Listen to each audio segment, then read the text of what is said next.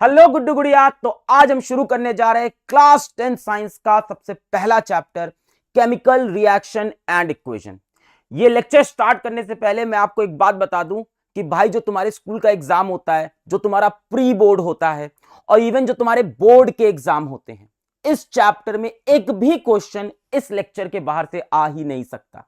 ऐसा भाई मैं इसलिए बोल रहा हूं क्योंकि ये कोई वन शॉट लेक्चर नहीं है। ये तुम्हारे मास्टर का गन शॉट लेक्चर है भाई। इसके अंदर पूरी एनसीईआरटी होगी, सारे क्वेश्चंस होंगे, ढेर सारे बोर्ड के प्रीवियस ईयर के क्वेश्चन प्रैक्टिस कराऊंगा, टॉपिक समझाऊंगा, हलवे की तरह तुमको खिला दूंगा। पूरे कॉन्फिडेंस के साथ इस लेक्चर को स्टार्ट करो, फुल कॉन्फिडेंस में।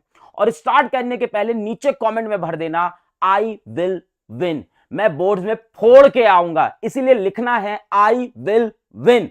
कॉन्फिडेंस आना चाहिए। लिख दिया है भाई, बहुत बढ़िया। अगर अभी भी कॉन्फिडेंस नहीं आ रहा तो मैं तुमको बेटा एक लाइन देता हूं जिससे तुम बहुत मोटिवेट होगे। बहुत मोटिवेशनल लाइन देता हूं मेरे सारे भाइयों को और बहनों को भी। क्या शीशे में उठ के खुद को देखना और खुद से एक लाइन बोलना कि ध्यान से सुन ले भाई, जो आज सपने में है कल वो हकीकत में होगा। जो आज सपने में है कल वो हकीकत में होगा, और जो आज अपनी औकात में नहीं है कल वो अपनी जेब में होगा। तो भाई इस कॉन्फिडेंस के साथ इस लेक्चर को स्टार्ट करेंगे। लेक्चर के नोट्स आपको मिल जाएंगे, नीचे लिंक दिया हुआ है। सारी चीजें बेहतरीन तरह समझ में आएगी। और याद रखिएगा कि 100% आपका पेपर चाहे स्कूल का हो, चाहे प्री बोर्ड हो, चाहे बोर्ड, इसी लेक्चर से आना है। तो ध्यान से पढ़िएगा, बहुत इजीली सब समझा दूंगा मैं आपको। सबसे पहले क्या क्या पढ़ेंगे भाई इसमें हम? बैलेंसिंग का केमिकल रिएक्शन, मस्त तरह से बैलेंस करना सिखाऊंगा। टाइप्स ऑफ रिएक्शन, 4 तरह के रिएक्शन है, अच्छे से इसको समझना होगा, याद भी रखना होगा। Heat in reaction, exothermic, endothermic, oxidation, reduction, इसके अंदर ये 2 टॉपिक भी, और फिजिकल एंड केमिकल चेंज। शुरू किया जाए भाई, रेडी है? कमेंट में लिख दिया आई विल विन। कॉन्फिडेंस होना चाहिए, आई विल विन। तुम्हारा भाई खड़ा है तुम्हारे साथ, टेंशन मत लो। स्टार्ट करते हैं भाई। सबसे पहली चीज कि एक केमिकल रिएक्शन क्या होता है? कुछ नहीं बेटा, ऐसा कोई भी प्रोसेस जिससे एक नया केमिकल बन जाए उसको बोलते हैं केमिकल रिएक्शन।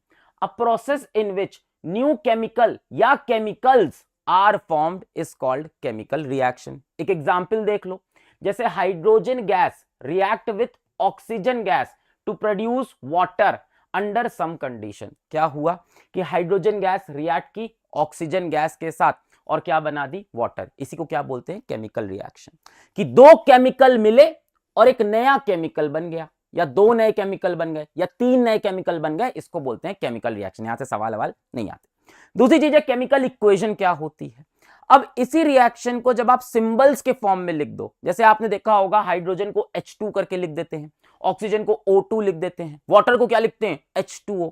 तो जब इस सिंबल के फॉर्म में रिएक्शन को लिखते हैं तो उसको बोलते हैं chemical equation. Simple representation of a chemical reaction with symbols and formula. एक चीज और देखो, यहां आपको ब्रैकेट में दिख रहा होगा G, यहां भी G, यहां पे L। तो ऐसी चीजें लिखी होती है। इसका क्या मतलब है? जब ब्रैकेट में S लिखा है तो मतलब वो केमिकल सॉलिड है। ब्रैकेट में L लिखा है तो ये केमिकल वाटर क्या होता है? लिक्विड है। ब्रैकेट में G लिखा हो या ऐसे ऊपर की तरफ एरो बनी हो तो वो चीज गैस है, जैसे ऑक्सीजन गैस, हाइड्रोजन गैस। 2 और चीजें लिखता है, ब्रैकेट में लिख दिया AQ, इसका मतलब एक्वस, यानी पानी में सॉल्युबल है। वो जो केमिकल है अगर उसके बगल में AQ लिखा है, it is soluble in water. कई बार ब्रैकेट में ये लिख देता, ये ध्यान से देखना, नई चीज मिली, PPT, इसका मतलब प्रेसिपिटेट। या तो PPT लिखा होगा या ऐसे डाउनवर्ड एरो बना होगा। इसका मतलब ये जो केमिकल है, यहां मान लो अगर लिख दिया PPT या डाउनवर्ड एरो, मतलब ये इनसॉल्युबल इन वाटर है। प्रेसिपिटेट क्या? Insoluble in water. Aqueous soluble in water, precipitate या downward arrow insoluble in water. एक चीज और देख लो, रिएक्टेंट और प्रोडक्ट। तो लेफ्ट हैंड साइड पे जो चीजें होती हैं उन सबको बोलते हैं रिएक्टेंट्स। राइट हैंड साइड पे इक्वेशन के जो चीज होती है उन सबको बोलते हैं प्रोडक्ट्स। क्लियर? केमिकल इक्वेशन ऐसे सिंबल से दिखाते हैं, ये एक्वस, ये प्रेसिपिटेट, इनसॉल्युबल, इधर जो रिएक्टेंट, उधर जो प्रोडक्ट। क्लियर? इससे सवाल नहीं आते हैं। चल आगे बढ़ते हैं। अब मैं आपको बैलेंसिंग सिखाऊंगा, पर उसके पहले बहुत से बच्चों को कंफ्यूजन होती है। अगर मैं बोल दूं एल्युमिनियम क्लोराइड का फॉर्मूला लिखो, तो भाई वो वैलेंसी याद की थी, वो सिंबल्स याद किए थे, सब भूल गए। एक बार जल्दी से रिवाइज कर लेते हैं, ये टॉपिक आपका स्ट्रांग हो जाएगा, है ना। मान लो मैं तुमसे बोलूं कि लेड नाइट्रेट लिख के दिखाओ, तो याद नहीं आ रहा, जल्दी से रिवाइज करते हैं। Sodium Na+1, potassium K+1, silver Ag+1, copper Cu1 Cu+1, इन सब की वैलेंसी 1 है और प्लस है। अब 2 वाली देख लो, magnesium Mg2+, calcium Ca2+, zinc Zn2+, iron 2 यानी फेरस बोलते हैं इसको Fe2+, कॉपर 2 Cu2+, और क्या है lead 2 Pb2+, barium Ba2+, aluminium और फेरिक यानी आयरन की तीसरी वैलेंसी, ये किसमें Al3+, एल्यूमिनियम और फेरिक, आयरन की 2 वैलेंसी दिख रही हैं, एक कौन सी दिख रही है फेरस +2, एक दिख रही फेरिक +3। इतने ही याद करने हैं, जल्दी जल्दी, काफी तो आपको याद भी होंगे। पॉज करके एक बार इसको याद कर लो, कमेंट में लिख दो याद कर लिया, आसान हो जाएगा चैप्टर। नहीं भी याद करोगे तो हो जाएगा, कर लो यार, कर ले भाई, तुझको तेरी क्रश की कसम देता हूं मैं, कर ले कर ले, मेरे को भी दे रहा है, मेरे को याद है, तू कर ले भाई। अच्छा, कुछ ये भी याद करने हैं नेगेटिव वाले एनायन, इसमें एक ये याद रखना, chloride Cl-1, bromide Br-1, oxide O2-, और याद कर लो nitrate NO3 1-, hydroxide OH1-, carbonate CO3 2-, sulphate SO4 2-। इतना याद कर लो पॉज करके, कसम है भाई तुमको उनकी। हाँ भाई, देख कसम दे दिया भैया ने, हाँ भाई अब कसम निभानी पड़ेगी, मास्टर ने कसम दे दी। चल सोडियम क्लोराइड सबसे पहले देखते हैं, तो सोडियम के लिए क्या लिखेंगे Na और +1, क्लोराइड के लिए क्या लिखेंगे Cl-1। जब ऊपर बराबर बराबर हो, देखो एक प्लस लिखा है मतलब 1, एक माइनस लिखा है तो उसका मतलब 1, बराबर बराबर हो तो काट देना और सीधा लिख देना क्या NaCl। जब भी ऊपर बराबर बराबर हो, 1 1 लिखा हो, 2 2 लिखा हो, 3 3 लिखा हो, काट देना। एल्यूमिनियम क्लोराइड Al की जरा देखो क्या है, 3+ है क्या, हाँ, और क्लोराइड Cl की क्या है -1। अब एक काम करो, बराबर नहीं है तो क्रॉस मल्टीप्लाई, ये चीज यहां आ जाएगी, ये चीज यहां, और प्लस माइनस को छोड़ दे तो क्या बन गया, Al के नीचे आ गया 1, लिखने की जरूरत नहीं 1, Cl के नीचे आ गया 3, AlCl3। 1 क्या लिखेगा भाई, 1 मतलब एक ही तो है, तो Al के नीचे 1, Cl के नीचे 3। फेरस सल्फेट, फेरस Fe क्या 2+ है, फेरस आयरन 2, ये Fe2+, सल्फेट देखो SO4 2-, बराबर बराबर है तो कट्टम कुट्टा खेल दे भाई, FeSO4। लेड नाइट्रेट, तो लेड देखो Pb2+ है, लेड ध्यान से देखो Pb2+, नाइट्रेट NO3 1-। अब भाई देख बराबर नहीं है, क्रॉस मल्टीप्लाई करेंगे तो Pb के नीचे क्या आएगा 1 आएगा, और NO3 पूरे के नीचे क्या आ गया 2, ये NO3 पूरा, इसके बाद क्या आ गया 2, ये इधर गया ये इधर, Pb1 NO3 पूरे के साथ क्या आ गया 2, लेड नाइट्रेट। तो इस तरह से प्रैक्टिस कर लेना। एक कमेंट करके बताना फेरिक ऑक्साइड, फेरिक ऑक्साइड का फॉर्मूला कमेंट करके बताना क्या है, सब लोग कमेंट करेंगे भाई तभी समझ में आएगा। हाँ, अब हम पढ़ेंगे बैलेंसिंग का केमिकल इक्वेशन। जितनी तुम्हें दिक्कत होती थी ना बैलेंसिंग की, आज सब खत्म होने जा रही है। पहली बात यह है कि बैलेंसिंग है क्या, क्या number of atoms of each element in a chemical equation should be same on LHS and RHS, यानी हर एलिमेंट के जितने एटम हैं वो LHS RHS पे बराबर हो। इधर कितने A हैं 2, उधर कितने A है 1, इधर कितने B हैं 2, उधर कितने B हैं 1। तो अगर मैं यहां पे 2 लगा दूं तो देखो LHS में कितने A के एटम 2, RHS में भी 2, LHS में कितने B के एटम 2, RHS में भी कितने 2, इसी को बोलते हैं बैलेंसिंग। पर CBSE 2025 में पूछा और वैसे भी पूछ लेता है एग्जाम में कि बैलेंसिंग करनी क्यों है, बोर्ड में पूछता है व्हाई बैलेंस।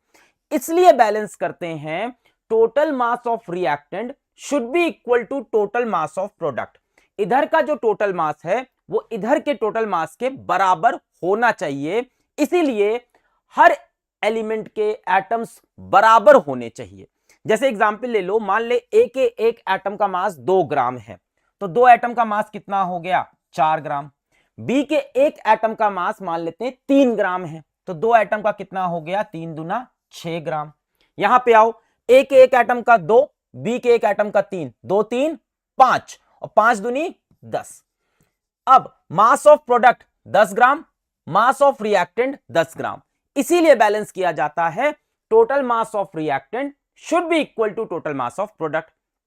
पर यह भी क्यों होना चाहिए, क्यों मास बराबर हो दोनों तरफ, इसलिए ताकि law of conservation of mass valid हो। Law of conservation of mass क्या बोलता है, mass can neither be created nor be destroyed under ordinary condition, extraordinary में हो जाएगा, पढ़ा होगा ना, mass can neither be created nor be destroyed, तो इसलिए बैलेंसिंग की जाती है, ये पूछ सकता है एग्जाम में। चलो भाई, अब हम लोग बैलेंसिंग करना शुरू करते हैं। कोई भी रिएक्शन आपको बैलेंस करने को आए तो आपको एक नियम पकड़ना है। एनसीईआरटी में नियम दिया है हिट एंड ट्रायल, कि तुक्का मार दे बैलेंस हो जाएगा, नहीं, मास्टर तुक्का नहीं सिखाएगा, मास्टर आपको एक मेथड सिखाएगा और उस मेथड से हर एक रिएक्शन बैलेंस हो जाएगी। चल मेथड क्या है? सबसे पहले मेटल्स को बैलेंस करो, दोनों तरफ मेटल को बराबर करो। मेटल क्या हो गया? Sodium, potassium, silver, copper, zinc, calcium, iron, aluminium, lead, manganese, barium, ये सब जहां भी दिखे सबसे पहले इसको बैलेंस कर दो, बराबर कर दो। कोई टेबल एबल कुछ नहीं बनाएंगे हम, सीधा मेथड से धुआं उड़ा देंगे भाई, गन शॉट है ये। सबसे पहले मेटल, इसके बाद बैलेंस करो नॉन मेटल। नॉन मेटल क्या हो गया? Chlorine, bromine, sulphur, nitrogen, carbon, phosphorus, फिर इसको बैलेंस करो। इन दोनों के बाद बैलेंस करो ऑक्सीजन को और लास्ट में बैलेंस करो हाइड्रोजन को, और ये रिपीट करते रहो जब तक दोनों तरफ बैलेंस ना हो जाए। क्लियर? सबसे पहले क्या करेंगे? मेटल, ये सारी चीजें में से कुछ दिख जाए, फिर non metal, chlorine, bromine, sulphur, ये सब कुछ दिख जाए, फिर ऑक्सीजन, फिर हाइड्रोजन, फिर रिपीट। चलो प्रैक्टिस करते हैं, समझ में आएगा। ये वाले रिएक्शन लो। सबसे पहले क्या बैलेंस करना है? मेटल। इसमें मेटल कहां है? मेटल कौन सा है? कौन सा है? आयरन मेटल है। इधर एक आयरन, इधर कितने? 3 आयरन। अगर मैं यहां पे 3 लगा दूं तो मेटल बैलेंस हो गया। नेक्स्ट क्या है? Non metal. क्या क्लोरीन, ब्रोमीन, सल्फर कुछ है इसके अंदर? नहीं, कोई नॉन मेटल नहीं। ऑक्सीजन, हाइड्रोजन को हम अलग देखते हैं, और कोई नॉन मेटल नहीं है। नेक्स्ट क्या है? ऑक्सीजन। अब आ जाओ, यहां कितने ऑक्सीजन? 4। यहां कितने ऑक्सीजन? 1। क्या इसके आगे 4 लगा दूं तो ऑक्सीजन बैलेंस्ड हो गया? ठीक। ऑक्सीजन के बाद क्या है? हाइड्रोजन। यहां कितने हाइड्रोजन? 4 दूनी 8। इधर कितने हाइड्रोजन? 2। अगर यहां पे 4 लगा दूं, क्या ये बैलेंस हो गया? एक बार चेक कर लो। Iron 3 balanced, oxygen 4 balanced, hydrogen 4 दूनी 8 बैलेंस हो गया। ये वाला खुद से ट्राई करो, फिर मैं करता हूं। चलो पॉज करके ट्राई कर लो। चलो भाई स्टार्ट करें। सबसे पहले मेटल, यहां पे मेटल कौन है? ये रहा एल्यूमिनियम, ध्यान से देखो, वो एल्यूमिनियम मेटल। यहां पे 2 है, यहां पे 1 है। क्या इसके आगे 2 लगा दूं? ठीक है, balanced. Next non metal. Non metal कौन है? कौन है? कौन है? क्लोरीन। यहां कितना क्लोरीन? 1। यहां कितना क्लोरीन? 2 तिहाई 6। इधर 6 है, इधर 1 है, यहां पे सीधा 6 लगा देते हैं, बैलेंस्ड हो गया। तो aluminium 2 balanced, chlorine 6 balanced. Next क्या है? ऑक्सीजन। इधर 3 ऑक्सीजन, इधर 1। देखो 3, उधर 1। यहां पे अगर मैं 3 लगा दूं तो बैलेंस्ड हो गया? हो गया। नेक्स्ट कौन है? हाइड्रोजन। इधर कितने हाइड्रोजन? 6। इधर कितने हाइड्रोजन? 3 दूना 6। देखो सब बैलेंस्ड है, ध्यान से देखो, 2 एल्यूमिनियम बैलेंस्ड, 6 क्लोरीन, 2 तिहाई 6 क्लोरीन बैलेंस्ड, 6 हाइड्रोजन, 3 दूना 6 हाइड्रोजन बैलेंस्ड, 3 ऑक्सीजन बैलेंस्ड। बोलो क्लियर है? चलिए आगे बढ़ते हैं। नेक्स्ट ये वाला देखो, ये वाला खुद से पॉज करके ट्राई करो। चलो भाई, सबसे पहले मेटल। मेटल कौन है इसके अंदर? कॉपर। यहां पे 2 कॉपर, यहां पे 2 कॉपर, यहां पे 1 ही कॉपर है, तो 2 2 4। तो क्या यहां पे 4 लगा दूं? बैलेंस्ड हो गया, ठीक है। अब नॉन मेटल। नॉन मेटल कौन है? सल्फर है। सल्फर यहां पे 1, यहां पे 1, बैलेंस्ड। अब तीसरे नंबर पे ऑक्सीजन। यहां पे कितना ऑक्सीजन? 1। यहां पे कितना ऑक्सीजन? 2। इधर ज्यादा हो गया, इधर कम है, यानी इसके आगे मुझे 2 लगाना पड़ेगा। अब देखो 2 ऑक्सीजन बैलेंस्ड। पर अब ध्यान दो, जैसे ही इसके आगे 2 लगाया, कॉपर खराब हो गया भाई, कॉपर चेंज हो गया। इधर 2 दूनी 4 और 2 6, और इधर कॉपर 4 रह गया। तो जब भी कुछ बिगड़ जाए तो वापस स्टेप 1 से स्टार्ट करना। इसलिए यहां पे देखो एक चीज लिखी हुई थी, यहां पे देखो एक चीज लिखी थी, repeat until all atom balance. कहीं पे भी कुछ बिगड़ रहा हो ऊपर का, तो वापस जाके चेंज करो। यानी जैसे ही मैंने यहां 2 लगाया, वैसे ही कॉपर बिगड़ गया, 2 दूनी 4 और 2 6, यहां 4 है। तो अब फिर से वापस स्टार्टिंग से चलेंगे। सबसे पहले मेटल को बैलेंस करते हैं, 2 दूनी 4 2 6, यहां पे 6 लगाया। अब वापस नॉन मेटल चेक करो, सल्फर यहां पे 1, यहां पे 1 बैलेंस्ड। अब ऑक्सीजन चेक करो, 2 ऑक्सीजन, पूरी इक्वेशन बैलेंस। जैसे ही कुछ बिगड़े वापस स्टेप 1 से स्टार्ट कर देना। चलो अगला वाला देखते हैं, ये रिएक्शन। अब इसको ध्यान से देखो, इसमें 2 मेटल है, बेरियम भी है, एल्यूमिनियम भी है। किससे शुरू करे, किसी से भी शुरू कर, सेम आंसर आएगा। मैं बेरियम से शुरू करता हूं, इधर एक बेरियम, इधर एक बेरियम, बैलेंस्ड। नेक्स्ट दूसरा मेटल पकड़ना होगा, एल्यूमिनियम। यहां पे 2 एल्यूमिनियम, वहां पे एक ही एल्यूमिनियम है, तो यहां पे मैंने 2 लगा दिया, बैलेंस्ड। दोनों मेटल बैलेंस्ड हो गए, बेरियम एक एक बैलेंस्ड, एल्यूमिनियम 2 2 बैलेंस्ड। अब नॉन मेटल, नॉन मेटल कौन है इसके अंदर, क्लोरीन भी है, सल्फर भी है। तो पहले मैं क्लोरीन को पकड़ लेता हूं, यहां 2 क्लोरीन, वहां पे 6, देख यहां 2 क्लोरीन, वहां पे 2 तिहाई 6। मैं क्या करूं क्या करूं क्या करूं, क्या इसके आगे 3 लगा दूं, सही हो गया, 3 दूनी 6, 2 तिहाई 6। पर फिर से इसके आगे 3 लगाते ही मेटल बिगड़ गया, जैसे ही कुछ बिगड़े स्टेप 1 से फिर शुरू करो। तो स्टेप 1 क्या था, मेटल। यहां पे 3 बेरियम, यहां पे भी क्या लगा दूं, 3 बेरियम, बैलेंस्ड। दूसरा मेटल एल्यूमिनियम, यहां पे 2 एल्यूमिनियम, वहां पे 2 एल्यूमिनियम, बैलेंस्ड। नेक्स्ट क्लोरीन, 3 दूना 6, 2 तिहाई 6, बैलेंस्ड। नेक्स्ट दूसरा नॉन मेटल सल्फर, यहां पे 3 सल्फर, यहां पे भी 3 सल्फर, बैलेंस हो गया अपने आप। नेक्स्ट ऑक्सीजन, यहां पे 4 3 12, बाहर है तो मल्टीप्लाई, 4 3 12 ऑक्सीजन, और यहां पे 3 4 12 ऑक्सीजन, सबका सब बैलेंस्ड है। 3 barium 3 barium, 2 aluminium 2 aluminium, 6 chlorine 6 chlorine, 3 sulphur 3 sulphur, 3 चौके 12 ऑक्सीजन, 3 चौके 12 ऑक्सीजन। लास्ट वाला देखो, ये सीबीएसई 2025 में आया है, और आप लास्ट ईयर के मेरे लेक्चर उठा के देखना, मैंने कई बार बोला था कि ये रिएक्शन किसी ना किसी फॉर्म में आता ही है, और इसकी बैलेंसिंग भी प्रैक्टिस करा के याद करा के भेजी थी और बोर्ड में आ गया। तो बेटा जो मैं बताऊंगा वही बोर्ड में आएगा, जो बोर्ड में आएगा वो मैं नहीं बताऊंगा, हाँ उल्टा होगा इसका, जो मैं बताऊंगा उसमें से आएगा। और स्टार्ट करते हैं, चलो स्टार्ट करें। सबसे पहले मेटल, यहां पे एक लेड है, यहां पे एक लेड है, balanced. Next non metal, non metal कौन सा, नाइट्रोजन, ऑक्सीजन बाद में करते हैं अपन। यहां पे 2 नाइट्रोजन, यहां पे एक ही नाइट्रोजन है, तो क्या यहां पे 2 लगा दूं, देखो यहां पे 2 नाइट्रोजन, तो यहां पे 2 लगा दिया। अब ऑक्सीजन पकड़ते हैं, यहां 2 3 6 ऑक्सीजन, और यहां 1 2 दूनी 4 2 6, 2 दूनी 4 2 6 1 7 ऑक्सीजन है इस तरफ, 2 दूनी 4 2 6 1 7, और यहां पे 2 3 6। इधर ऑक्सीजन बढ़ानी पड़ेगी, कैसे बढ़ाएं, एक ही तरीका है, इसके आगे मैं 2 लगा दूं, इससे काफी ज्यादा बढ़ गई, पर कोई ऑप्शन नहीं था, मैं इससे कम तो बढ़ा भी नहीं सकता, कम से कम 2 तो लगाना ही पड़ेगा सामने, इधर कम पड़ गई ना, उधर ज्यादा थी, तो 2 लगा दिया। अब 2 लगाने से वही प्रॉब्लम हुई कि पुराना सब खराब हो गया, तो शुरू से शुरू करते हैं, है ना, लेड के आगे 2 लगाए ना, सब खराब हुआ होगा। फिर से मेटल, लेड, यहां पे 2 लेड, यहां पे 1 लेड, तो यहां पे मैं 2 लगा देता हूं, बैलेंस्ड। स्टार्टिंग से शुरू किया, फिर से यहां 2 lead 2 lead, balanced. Next non metal nitrogen, यहां पे 2 पहले से था, 2 सामने लग गया, तो 2 दूनी 4 नाइट्रोजन, और यहां पे 2 नाइट्रोजन, तो सही करना पड़ेगा इसको, सही कर लेते हैं। यहां पे मैं इसको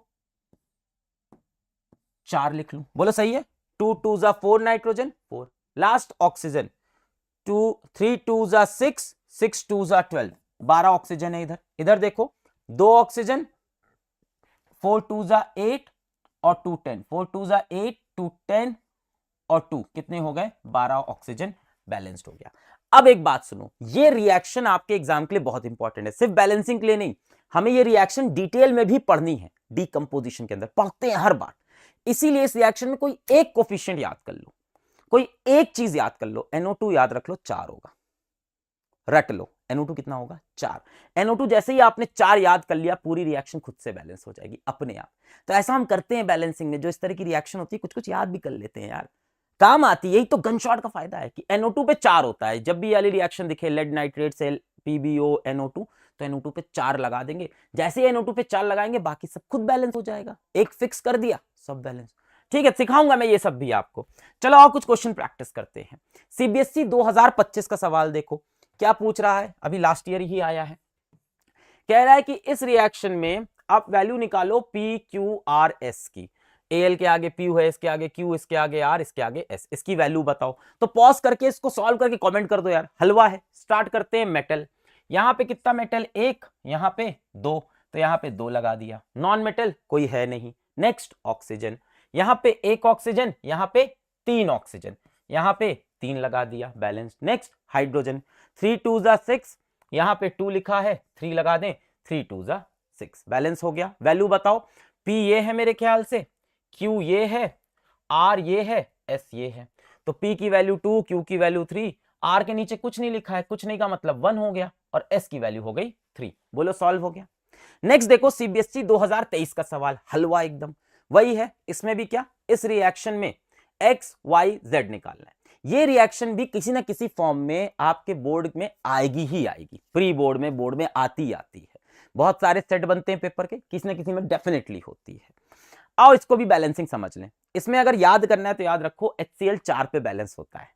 कुछ 2 ही 3 ज्यादा रिएक्शन नहीं बताऊंगा, कुछ MnO2 वाले में HCl 4 पे बैलेंस होता है। छोड़, सॉल्व करते हैं ना, क्या टेंशन है, चल सॉल्व करते हैं, स्टार्ट करते हैं। Mn एक बैलेंस्ड। नेक्स्ट नॉन, भाई सबसे पहले मेटल, मेटल Mn है, एक बैलेंस्ड। नेक्स्ट नॉन मेटल कौन, क्लोरीन, यहां पे 1, यहां पे 2 और 2, कितना हो गया 4, तो यहां पे लगा दिया 4। नेक्स्ट ऑक्सीजन, यहां पे 2, वहां पे 1, यहां पे 2 दिख रहा है, वहां पे 1, तो यहां पे 2 लिख दिया। नेक्स्ट हाइड्रोजन, यहां पे 4, यहां भी 2 दूनी 4, सब बैलेंस हो गया। चेक कर लो, 1 Mn, 4 chlorine, 2 oxygen, 2 oxygen, 4 hydrogen balanced. Value किसकी पूछी है, x, क्या x यही होगा HCl के सामने जो है, y जो H2O के सामने है, z जो Cl2 के सामने, Cl2 के सामने कुछ नहीं है तो क्या लिख दे 1। ये हो गई XYZ की वैल्यू, 4 2 1। क्लियर। चल अब देख सीबीएसई 2025 में क्या पूछ रहा है, why do we balance a chemical equation, क्यों बैलेंस करते हैं, total mass of reactant should be equal to total mass of product. Name and state the law that suggest the balancing of chemical equation. वो law बताओ, कौन सा law था, law of conservation of mass. State कर दो law को। Mass can neither be created nor be destroyed under ordinary condition, इसको बोलते हैं लॉ को स्टेट कर दिया। मैंने कहा था ना ये पूछ लेता है, और ऐसा नहीं कि 2025 में पूछा तो पढ़ा रहा हूं, लास्ट ईयर भी नोट्स में पढ़ा रखा है सेम टॉपिक। अच्छा अब कह रहा है इस रिएक्शन को बैलेंस करो, कर लोगे आप, चलो ये वाला मैं होमवर्क दे रहा हूं, इसको बैलेंस करो, कर ले क्या अपन, चलो मेटल, इधर 1 जिंक, इधर 3 जिंक, आप ट्राई कर लो खुद से पॉज करके, तो यहां पे 3 लग जाएगा। नेक्स्ट नॉन मेटल है P, फॉस्फोरस, यहां पे 1 फॉस्फोरस, यहां पे 2 फॉस्फोरस, तो यहां पे लगा दूं 2। नेक्स्ट ऑक्सीजन, 2 चौके 8, इधर भी 2 चौके 8 बराबर।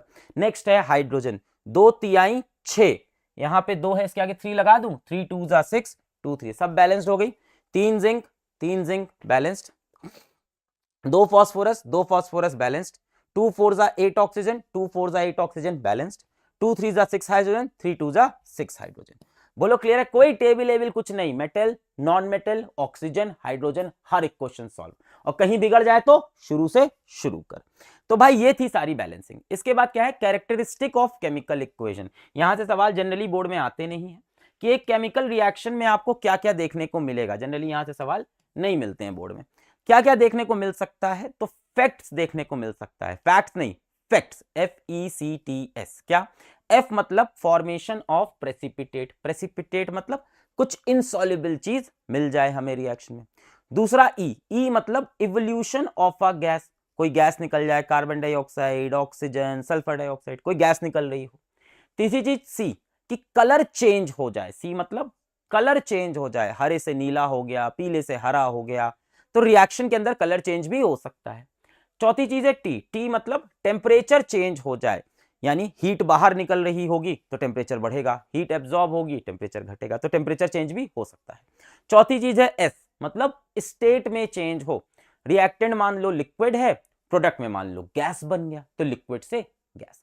तो ये फैक्ट है कैरेक्टरिस्टिक, क्या क्या देखने को मिलता है, formation of precipitate, evolution of a gas, C colour change, T temperature change, S state change. यहां से वैसे सवाल नहीं आते।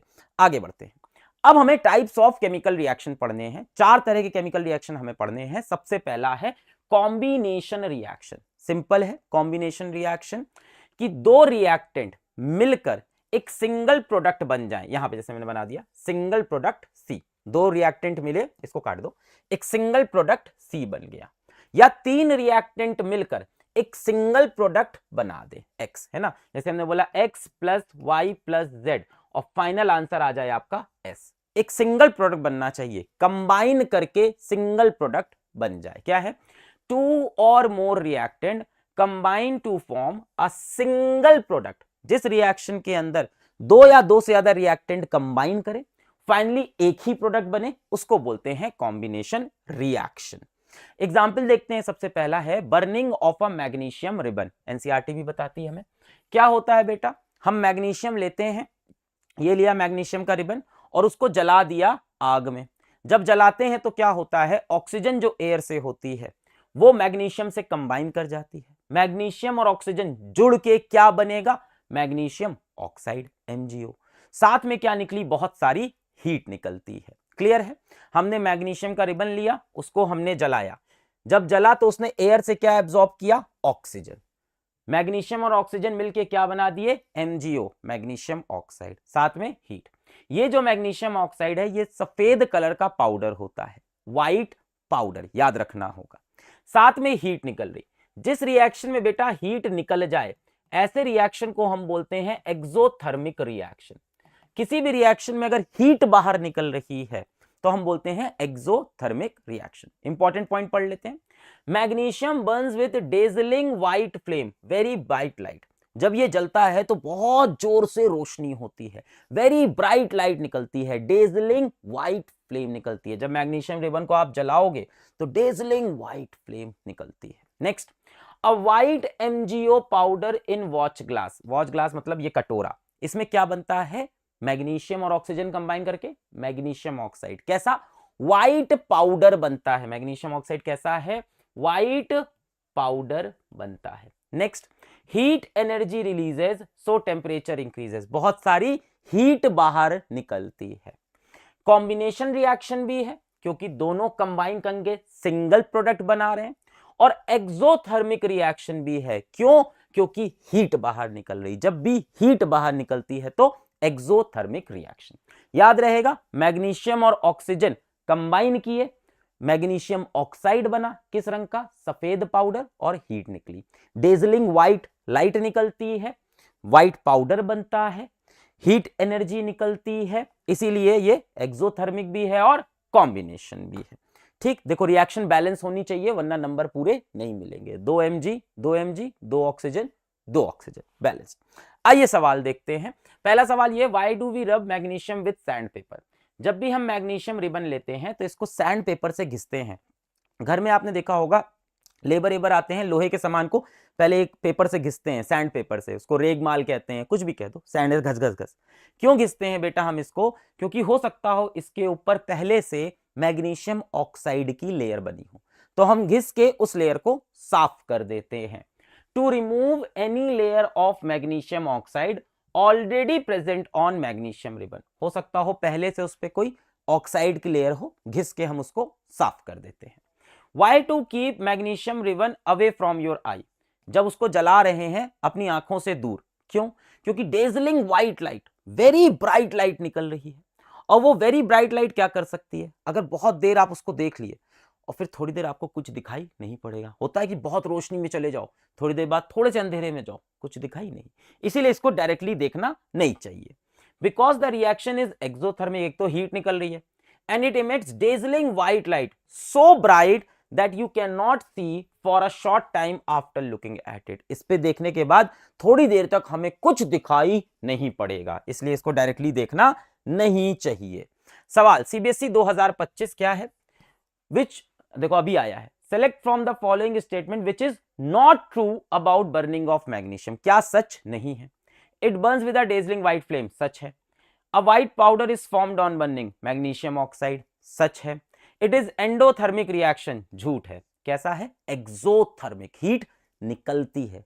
एंडो क्या होता है आगे पढ़ेंगे, एक्सो तो नहीं है, एंडो में हीट एब्जॉर्ब होती है, कोई नहीं। चौथा पढ़ लो, it is an example of combination reaction. ये भी सच है, ये भी सच है, ये भी सच है, एक तो झूठ होगा, नॉट ट्रू, तो यही होगा, ऐसे भी समझ सकते हो। वैसे भी ये क्या है, एक्सोथर्मिक है। चलो आगे, नेक्स्ट हम पढ़ेंगे क्विक लाइम का रिएक्शन पानी में। क्विक लाइम क्या होता है, कैल्शियम ऑक्साइड, ये याद रहना होगा आपको। क्विक लाइम कैल्शियम ऑक्साइड, दो चीज याद कर लो, एक है क्विक, लाइम, लाइम आए तो कैल्शियम पकड़ लेना, क्विक लाइम कैल्शियम ऑक्साइड। जब ये पानी के साथ कंबाइन करता है तो बनता है CaOH whole twice, calcium hydroxide.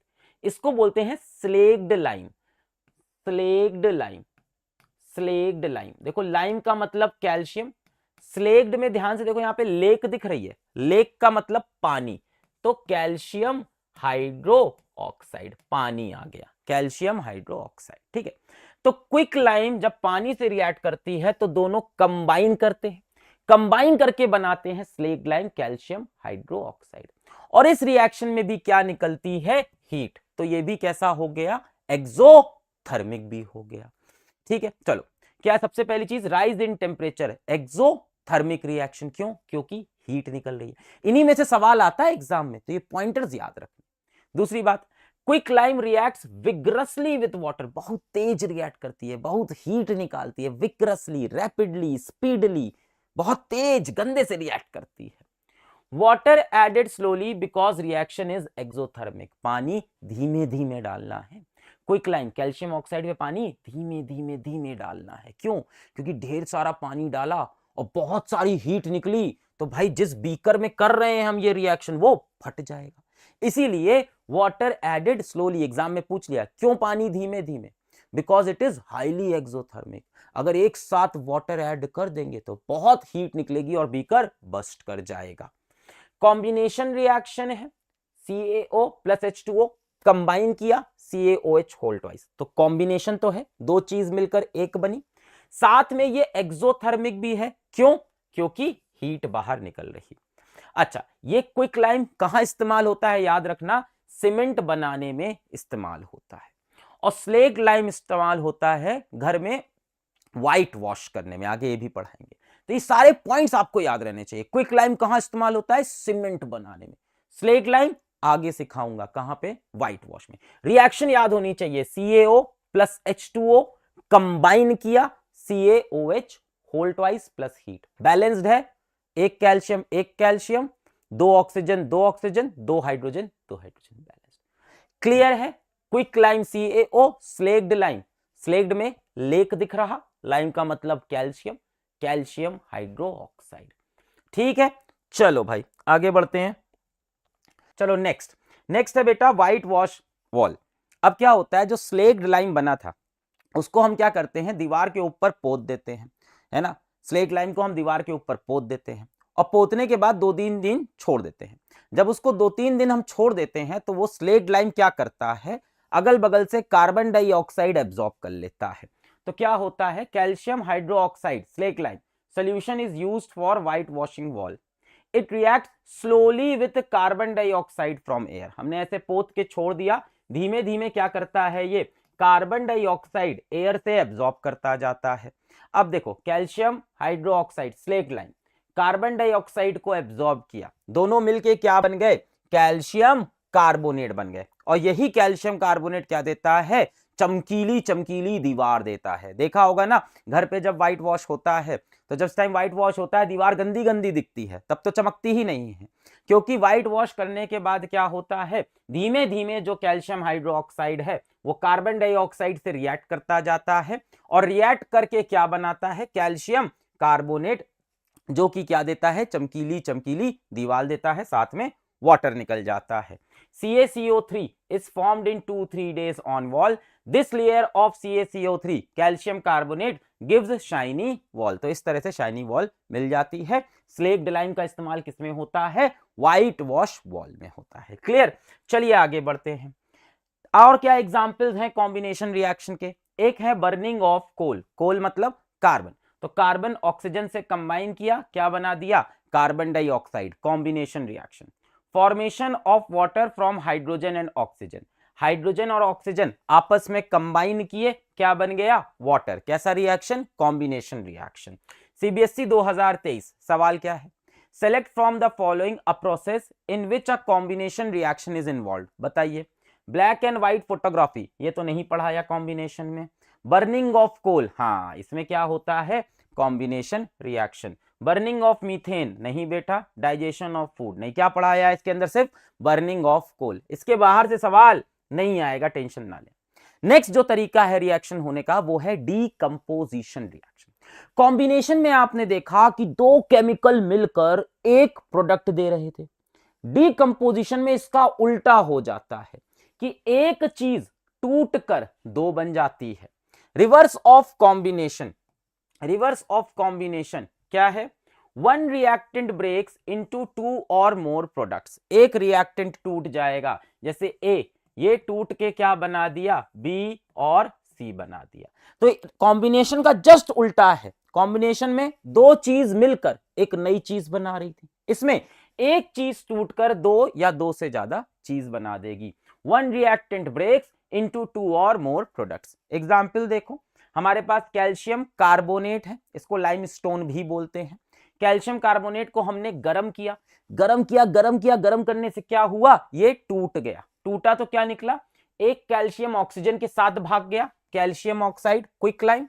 एक कैल्शियम जब ऑक्सीजन के साथ भाग गया तो क्या बचा? CO2, तो क्या निकल गई? Carbon dioxide. कैसा रिएक्शन है ये? Decomposition reaction. एक रिएक्टेंट टूट के दो प्रोडक्ट बन गया। ठीक है, quicklime is used in making cement, पहले भी बता चुके हैं। चलिए देखिए, CBSE 2024, identify the product x obtained in the following chemical reaction. Calcium carbonate को हीट किया तो क्या होगा? कैल्शियम एक ऑक्सीजन को लेके निकल जाएगा, कैल्शियम ऑक्साइड, बचेगा क्या? एक कार्बन, दो ऑक्सीजन, कार्बन डाइऑक्साइड। तो एक्स क्या है? Calcium oxide. कैल्शियम ऑक्साइड का नाम क्या होता है? क्विकलाइम होता है। भाई सीधा खेल खत्म हो गया। अब बात समझो, डीकंपोजिशन रिएक्शन में क्या हो रहा है? डीकंपोजिशन रिएक्शन में कोई एक रिएक्टेंट है और टूट के वो दो या दो से ज्यादा प्रोडक्ट बन रहा है। किसी चीज को तोड़ने के लिए एनर्जी लगती है कि नहीं? जब मम्मी पापा आपको तोड़ते हैं तो उनकी एनर्जी लगती है कि नहीं? तोड़ते हैं कि नहीं भाई? हम भी तोड़े गए थे घर पे, तुम भी तोड़े जाओगे। हम भी मारे गए थे, तुम भी मारे जाओगे। और जब मार पड़ती है तो उसके बाद फिर आंसू तो निकलते ही हैं, है ना? और फिर मम्मी पापा उस पर और मारते हैं, मम्मी तो और रोए तो और मारूंगी। पता नहीं ये कैसी बात है, अरे रो रहे मम्मी, अब चुप चुप, रोए तो और भड़ाक से फिर मारा। और गलती से उनकी चूड़ी टूट गई, अरे आप खुद से मार रहे थे, आपकी चूड़ी टूटी तो फिर और मारेंगी, चूड़ी तोड़ दी मेरी। और कहीं गलती से आपने हाथ लगा दिया मारते वक्त मम्मी को, ऐसे मम्मी रुको, माँ पे हाथ उठाएगा तू, इसी दिन के लिए पैदा किया है। तो एनर्जी लगती है भाई किसी को तोड़ने में। तो डीकंपोजिशन रिएक्शन में हमेशा एनर्जी लगती है। तीन तरह से हम एनर्जी दे सकते हैं। पहला, हीट के फॉर्म में एनर्जी दे दें। जब हीट के फॉर्म में एनर्जी देंगे तो थर्मल डीकंपोजिशन होगा। दूसरा, हम इलेक्ट्रिसिटी, करंट लगा के एनर्जी दें, करंट लगा के तोड़े किसी को करंट लगाएं टूट जाए। जब करंट लगा के तोड़ते हैं तो इलेक्ट्रोलिटिक डीकंपोजिशन। तीसरा, हम किसी को रोशनी से तोड़ दें, लाइट भी तो एनर्जी होती है, सूरज से जो लाइट आ रही है वो भी तो एनर्जी है। हम किसी को लाइट से तोड़ दें तो हम बोलते हैं फोटोकेमिकल डीकंपोजिशन। परेशान मत हो, तीनों को डिटेल में पढ़ना है हमें। तो या तो हीट से तोड़ेंगे, या तो इलेक्ट्रिसिटी करंट से तोड़ेंगे, या तो रोशनी से तोड़ेंगे। एनर्जी चाहिए होगी तोड़ने के लिए। जब हीट से तोड़ा तो थर्मल डीकंपोजिशन, इलेक्ट्रिसिटी से तोड़ा तो इलेक्ट्रोलिटिक डीकंपोजिशन, लाइट से तोड़ा तो फोटोकेमिकल। एक एक को अब डिटेल में पढ़ते हैं, यहां से सवाल भी आते हैं। पहला है थर्मल डीकंपोजिशन। डीकंपोजिशन मतलब एक टूटकर दो या दो से ज्यादा बने। थर्मल डीकंपोजिशन या थर्मोलिसिस का मतलब किससे तोड़ा? हीट से तोड़ा।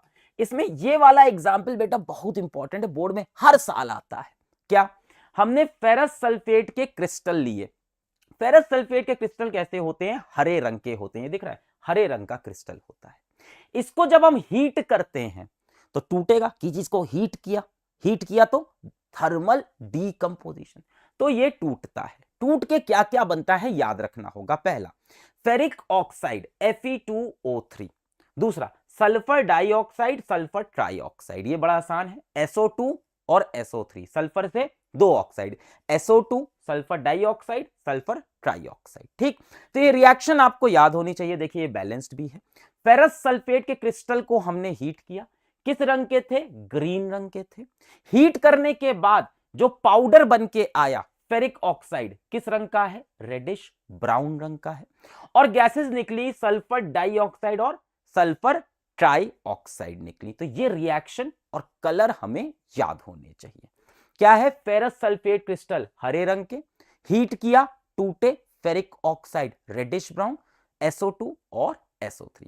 अब इंपॉर्टेंट पॉइंट पढ़ते हैं। पहली बात, ferrous sulphate crystals are green in colour, सही बात है। On heating it loses water and changes to white colour. तो बेटा सीधा ये ग्रीन से रेड नहीं बनता, और ये बोर्ड में पूछा हुआ है, सीधा ग्रीन से रेड नहीं बनता। ये रिएक्शन पहले याद कर लो, हाँ याद करनी पड़ेगी भाई। पहले ये ग्रीन से बनता है व्हाइट, फिर जब और हीट करते हैं तो व्हाइट से बनता है रेड। यही बात यहां पे लिखी हुई है। Ferrous sulphate crystals are green in colour, on heating it loses water and changes to white. पहले व्हाइट कलर में बन जाता है। On further heating ferric oxide is formed which is reddish brown in colour. बाद में कैसा हो जाता है? Reddish brown.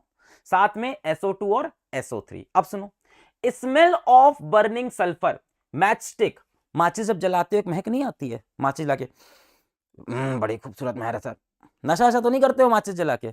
माचिस जला के मजा आ रहा है। हाँ, तो जो मैच स्टिक की, जो बर्निंग मैच स्टिक की जो महक होती है, माचिस, जली हुई माचिस की महक, वो महक आती है इस रिएक्शन से। वो किसकी महक है?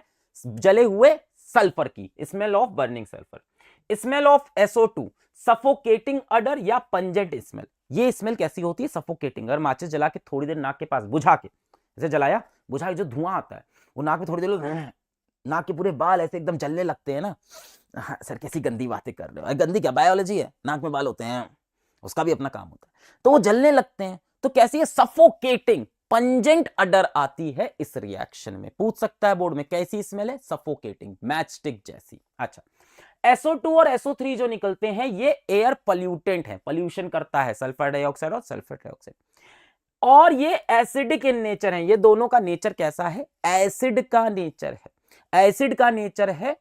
तो अगर इनका मॉइस्ट सॉल्यूशन ले तो ये ब्लू लिटमस को रेड कर देंगे। ये सब अगले चैप्टर में पढ़ेंगे हम लोग, एसिड बेसिस सॉल्ट, परेशान ना हो। पर अगर इसको मॉइस्ट सॉल्यूशन में ले, पानी में ले ले, तो ब्लू लिटमस को रेड, इसीलिए एसिडिक इन नेचर। अच्छा, ये रिएक्शन कैसा है? Thermal decomposition and endothermic reaction. अब देखो, किसी रिएक्शन में हीट बाहर निकली तो एक्सोथर्मिक, और हीट एब्जॉर्ब हो गई तो एंडोथर्मिक। यहां पे हीट एब्जॉर्ब हो रही है, हीट ले रहा है। तो जब भी कोई रिएक्शन हीट को एब्जॉर्ब करता है तो बन जाता है एंडोथर्मिक, और हीट को रिलीज करता है तो एक्सोथर्मिक। बेटा जितने भी डीकंपोजिशन रिएक्शन, जितने भी, सब में तोड़ना होता है। डीकंपोजिशन मतलब एक चीज टूट के 2 या 3 चीज बनेगी। यहां 3 बना। किसी चीज को जब तोड़ोगे तो हीट लगेगी, एनर्जी लगेगी। जितने भी आपको डीकंपोजिशन रिएक्शन दिखेंगे सब एंडोथर्मिक होंगे, सब में एनर्जी लगती है। तो इसीलिए थर्मल डीकंपोजिशन भी है और एंडोथर्मिक भी है, क्योंकि हीट क्या हो रही है इस रिएक्शन में? एब्जॉर्ब हो रही है।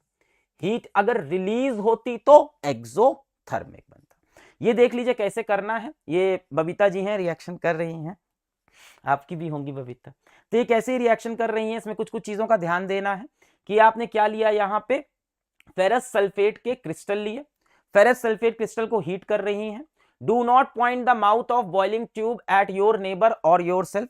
ये जो ट्यूब है, इसका जो माउथ है वो अपनी नाक की तरफ और पड़ोसी की नाक की तरफ ना करें, सिवाय अगर पड़ोसी से थोड़ी दुश्मनी हो तो थोड़ा सुंघा देंगे, ऐसे करके ले सुंघ ले। हाँ, तो भाई क्यों ना करें, क्योंकि ये एयर पॉल्यूटेंट गैस है, पंजेंट स्मेल है, परेशान करेगी, तो इसीलिए इसको थोड़ा दूर रखें।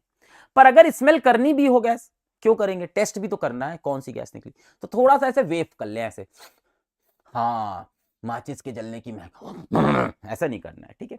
वेफिंग गैस जेंटली टुवर्ड्स नोज, इसको थोड़ा थोड़ा वेव करना है, अपनी नाक और पड़ोसी की नाक की तरफ नहीं करना है। बोर्ड में पूछे क्यों नहीं करना है? क्योंकि SO2 और SO3 क्या है? पॉल्यूटेंट है, सफोकेटिंग स्मेल है, इसलिए नहीं करना। क्लियर है ये रिएक्शन? किसका एग्जाम्पल? थर्मल डीकंपोजिशन और एंडोथर्मिक हीट लग रही है। हरे रंग से क्या हुआ? पहले सफेद बना, फिर और हीट करने पे क्या हुआ? रेडिश ब्राउन बन गया, फेरिक ऑक्साइड। अच्छा ठीक है, आगे देखो यार। अब ये जो रिएक्शन है ये 2 स्टेप में होता है। अगर आप ध्यान से देखो तो कलर 2 बार चेंज हुआ। पहले नीले रंग से क्या बना? सफेद रंग, फिर सफेद से क्या बना? काला रंग बना। तो ये रिएक्शन 2 स्टेप में होता है और ये बोर्ड में पूछता है, मैं हर साल पढ़ाता हूं, टेंशन मत लो। पहली चीज क्या है, हमारे पास होता है hydrated ferrous sulphate crystal. Ferrous sulphate क्या था? FeSO4। हाइड्रेटेड मतलब उसमें पानी भी होता है, तो FeSO4.7H2O किस रंग का है? ग्रीन कलर का। हाइड्रेटेड, हाइड्रेटेड मतलब इसमें पानी भी है। जब इस हरे रंग को हम हीट करते हैं फेरस सल्फेट के पानी वाले क्रिस्टल को, FeSO4.7H2O, इसको हीट करते हैं तो पहले इसमें से पानी बाहर निकल गया, 7H2O बाहर, क्या बचा? FeSO4। ये कैसा हो गया? एनहाइड्रस। एनहाइड्रस भाई, हाइड्रस का मतलब होता है पानी, एनहाइड्रस बिना पानी का। ये किस रंग का है? सफेद रंग का है। अब एनहाइड्रस फेरस सल्फेट को जब हम हीट करेंगे तो ये सफेद रंग का था और ये सफेद से किस कलर का हो जाएगा? Reddish brown. और ये वाली रिएक्शन, तो ये 2 स्टेप की रिएक्शन है, स्टेप नंबर 1, स्टेप नंबर 2। तो एग्जाम में कभी कह दे कि दोनों स्टेप बताओ, तो भाई दोनों याद होनी चाहिए। FeSO4.7H2O क्या है? हाइड्रेटेड फेरस सल्फेट के क्रिस्टल, हीट किया, पानी बाहर, FeSO4। कौन सा कलर चेंज हुआ? हरे से सफेद, ग्रीन से व्हाइट हुआ पहले स्टेप। फिर ये FeSO4 क्या है? एनहाइड्रस, पानी खत्म हो गया। ये कैसा है? व्हाइट। इसको और हीट करेंगे, फेरिक ऑक्साइड, कैसी? Reddish brown. और क्या? SO2 और SO3। देखो 2025 में सवाल भी आया है, क्या है? What is observed when hydrated ferrous sulphate crystals are heated in a dry boiling tube? क्या बोला है? कौन से? हाइड्रेटेड फेरस सल्फेट क्रिस्टल, मतलब यहां से शुरू हुआ हाइड्रेटेड फेरस सल्फेट क्रिस्टल। तो क्या ऑब्जर्व होगा कि पहले जो कलर है वो ग्रीन से व्हाइट होगा, फिर और हीट करने पे व्हाइट से रेड होगा। तो ऑब्जर्वेशन क्या होगी? On heating hydrated ferrous sulphate crystal, colour changes to white. On further heating the colour changes to red. ये भी बता सकते हो कि कुछ गैसेस निकलेंगी which are pungent in smell, suffocating in smell, जिसकी स्मेल मैचस्टिक से जैसी स्मेल होगी, बर्निंग सल्फर की स्मेल। ऑब्जर्वेशन, क्या क्या ऑब्जर्व कर पाओगे? यही तो ऑब्जर्व कर पाओगे। एक तो कलर देख पाओगे, कलर क्या हुआ? हरे से सफेद से लाल। दूसरा आपको स्मेल आएगी, pungent smell. Give balanced chemical equation, और देख यहां पे एस लिखा है बोर्ड ने, उसको भी पता है 2 इक्वेशंस हैं ऑफ द रिएक्शन, यहां पे एस लिख दिया, रिएक्शंस दैट अकर, और यहां पे एस अकर्स, उनको पता है 2। तो यहां पे दोनों रिएक्शन लिखनी पड़ेगी कि पहले हाइड्रेटेड फेरस सल्फेट क्रिस्टल को हीट किया, बहुत आसान है, FeSO4.7H2O, H2O बाहर कर दिया, FeSO4। फिर FeSO4 को जब हीट करेंगे तो Fe2O3, SO2 और SO3 निकल जाएगा। क्लियर है? चलिए आगे बढ़ते हैं। नेक्स्ट, सीबीएसई 2025 में एक और सवाल, list the possible sources of energy required in decomposition reaction. Possible कौन कौन सी एनर्जी है जिससे डीकंपोजिशन रिएक्शन होगा? एक, हीट से हो सकता है, दूसरा इलेक्ट्रिक करंट, इलेक्ट्रिसिटी से हो सकता है, तीसरा लाइट से भी हो सकता है। तो पॉसिबल सोर्सेस क्या है? या तो हीट कर दो, या तो करंट लगा दो, या तो लाइट डाल दो। Illustrate any one with a suitable example, कोई एक दिखा दो। तो हमने एक हीट वाला दिखा दिया, क्या? थर्मल डीकंपोजिशन, हीट से करेंगे तो थर्मल डीकंपोजिशन, किसका? फेरस सल्फेट क्रिस्टल का। तो FeSO4 लिया मैंने, ग्रीन रंग का, हीट किया, ferric oxide reddish brown, SO2 और SO3। क्लियर है? चलिए आगे बढ़ते हैं। नेक्स्ट है thermal decomposition of lead nitrate. हमने लेड नाइट्रेट लिया, PbNO3 whole twice. Lead nitrate का रंग क्या है? सफेद। अब रंग वगैरह याद करने पड़ेंगे, किस रंग का है? सफेद रंग का। मैंने इसको हीट किया, हीट करके तोड़ा, गरम करके तोड़ा, गरम करेंगे टूटेगा टूटेगा टूटेगा। एक चीज निकली इसमें से PbO, लेड ऑक्साइड। फिर निकला इसमें से NO2, नाइट्रोजन डाइऑक्साइड, और निकल गई इसमें से ऑक्सीजन। तो 3 प्रोडक्ट बने। एक चीज को हीट से तोड़ा, गरम करके तोड़ा, cut cut cut cut cut cut cut, क्या होगा? Cut cut cut cut cut cut cut, क्या होगा? क्रैकिंग साउंड सुनाई पड़ेगा। देखो क्या हुआ, गरम किया, टक टक टक टक टक टक, क्या निकला? Lead oxide. और गरम कर रहे क्या निकली? Gas, NO2 gas. और क्या निकली? Oxygen gas. 3 प्रोडक्ट बनते हैं। देखो ध्यान से देखो, इसमें NO2 की बैलेंसिंग 4 याद कराई थी ना कि ये रिएक्शन आता है एग्जाम में। NO2 से बैलेंसिंग 4 याद कर ली, बाकी खुद से आप बैलेंस, इसीलिए मैं इसको याद करा रहा था। ये रिएक्शन में याद रखना, NO2 के पार क्या लगाना है? 4, बाकी तो अपने आप लग जाएगा। तो lead nitrate PbNO3 whole twice को हीट किया, क्या निकला? Lead oxide. और क्या निकला? NO2। और क्या निकली? Oxygen gas. अब कलर वगैरह समझते हैं। जो लेड नाइट्रेट है वो सफेद रंग का होता है, व्हाइट कलर का होता है। जब इसको हीट करते हैं तो एक येलो रेसिड्यू मिलता है लेड ऑक्साइड का। क्या? येलो रेसिड्यू लेड ऑक्साइड का। एक गैस निकलती है जो ब्राउन कलर के फ्यूम्स देती है, ब्राउन फ्यूम्स। क्या? Nitrogen dioxide. और क्या बनता है? ऑक्सीजन गैस बनती है। इंपॉर्टेंट पॉइंट्स, क्रैकिंग साउंड कड़कड़ कड़कड़ कड़ सुनाई पड़ता है, ब्राउन फ्यूम्स मिलते हैं नाइट्रोजन डाइऑक्साइड गैस के। कैसी स्मेल है? इरिटेटिंग स्मेल है इसकी भी। येलो सॉलिड रेसिड्यू मिलता है, ये येलो सॉलिड रेसिड्यू किसका? लेड ऑक्साइड का। NO2 जो गैस है वो कैसी है? Acidic in nature, turns moist blue litmus red. जितनी भी चीज बेटा एसिडिक होंगी, मॉइस्ट ब्लू लिटमस को रेड टर्न कर देंगी। अगले चैप्टर एसिड बेस सॉल्ट में पढ़ेंगे, याद रखना एसिडिक। किसका एग्जाम्पल हुआ? Thermal decomposition and endothermic. क्यों? क्योंकि इसमें भी हीट दे रहे, जब हीट देंगे तो एंडोथर्मिक। याद रहेगा रिएक्शन? ठीक है। NO2 निकलती, O2 निकलती, लेड ऑक्साइड। किस कलर का lead nitrate? White. Lead oxide yellow residue. क्या निकल रही? NO2 colour brown fumes. और क्या निकल रहा? ऑक्सीजन। क्लियर? किसका example? Thermal decomposition and endothermic. Reaction याद होनी चाहिए। चलिए आगे बढ़ते हैं। CBSE 2024 क्या पूछ रहे हैं? The product obtains when lead nitrate is heated in a boiling tube. क्या क्या प्रोडक्ट्स निकलते हैं? तो एक तो निकलता है lead oxide, yellow residue solid का, और निकलती है nitrogen dioxide gas, brown fumes, और क्या निकलती है? Oxygen gas. तो ये ढूंढ लो कहां पे है। PbO, NO2 and O2। Option D is correct. चलो आगे बढ़ते हैं। अगला तरीका है तोड़ने का। एक तो हीट से तोड़ा, हीट से तोड़ा तो क्या बोला? Thermal decomposition. फेरस सल्फेट का पढ़ा, लेड नाइट्रेट का पढ़ा। अब है करंट से तोड़ना। इसमें एक ही पढ़ते हैं, पानी। पानी को अगर करंट लगा के हम तोड़े तो पानी क्या होता है? H2O, यानी हाइड्रोजन और ऑक्सीजन से बना है। तो पानी का अगर इलेक्ट्रोलिसिस करें, अगर करंट लगा के पानी को हम तोड़ने की कोशिश करें, क्या करना है? हम क्या यूज करेंगे? Current, electric current. अगर हम इलेक्ट्रिक करंट लगा के पानी को तोड़े तो कैसे टूटेगा? ये रहा वाटर, लिक्विड है, इसमें इलेक्ट्रिक करंट लगाया तो हाइड्रोजन निकल आएगा और ऑक्सीजन निकल आएगी। फिर आप बैलेंस कर देना। ठीक है, पानी को तोड़ोगे तो हाइड्रोजन और ऑक्सीजन निकलेगी। अब बात है कि कहां पे निकलेगी। तो हम क्या करते हैं, ऐसे एक जग लेते हैं, एक मग लेते हैं, जो भी ले लो, प्लास्टिक का ले लो, इंसुलेटिंग है ना, जिसमें करंट ना आए, ऐसी चीज में पानी ले लिया।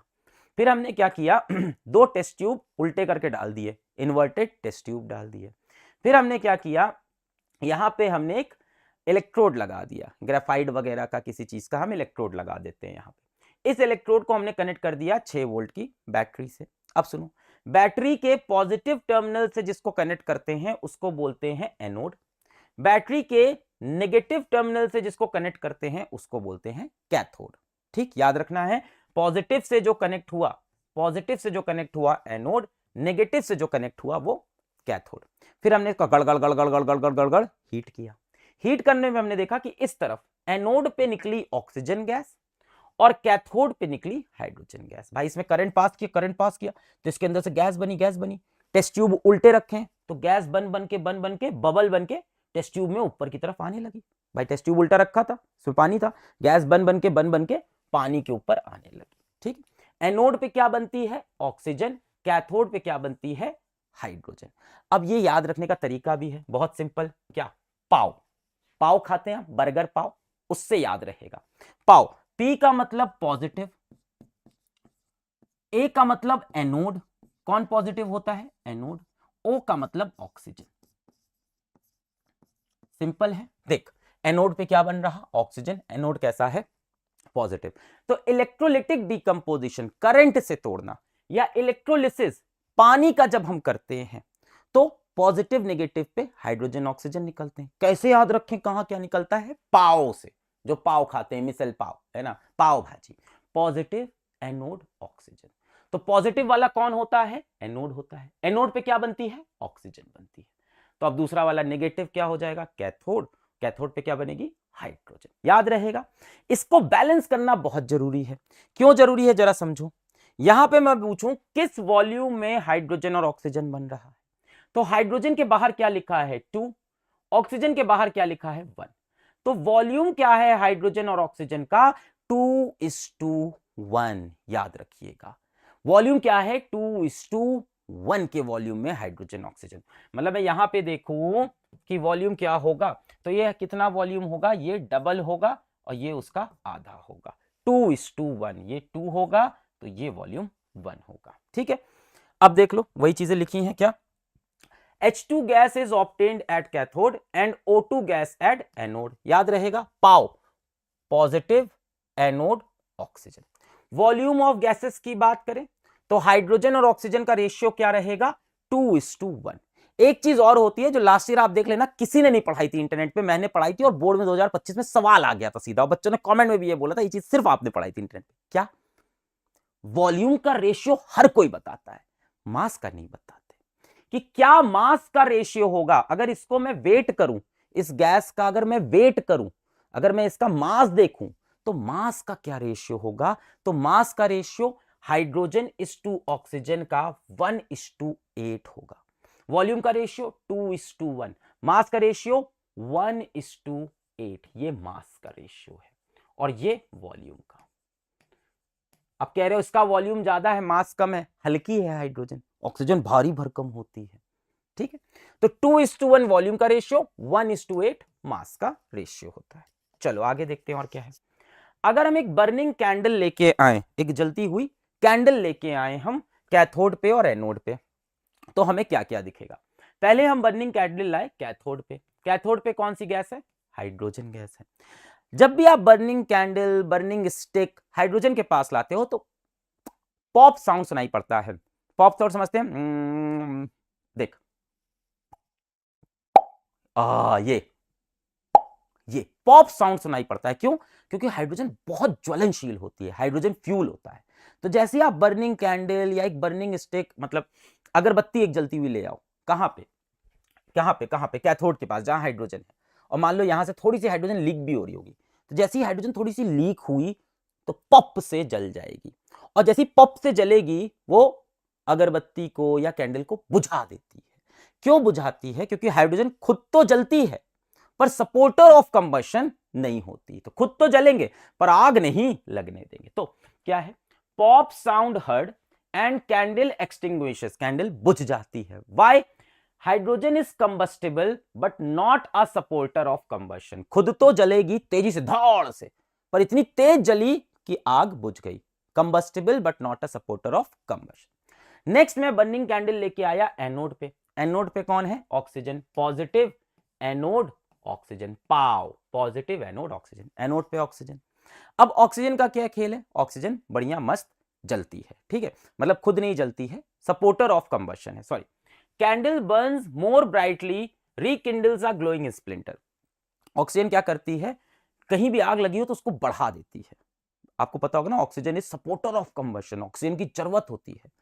अगर कहीं पे ऑक्सीजन सप्लाई रोक दो तो आग जलना बंद हो जाएगी। तो अगर मैं बर्निंग कैंडल यहां लाऊं एनोड के पास जहां ऑक्सीजन है, तो वो और लपक लपक के जलने लगेगी। अगर मैं अगरबत्ती लेके आऊं, अगरबत्ती देखिए ना, क्या बोला है?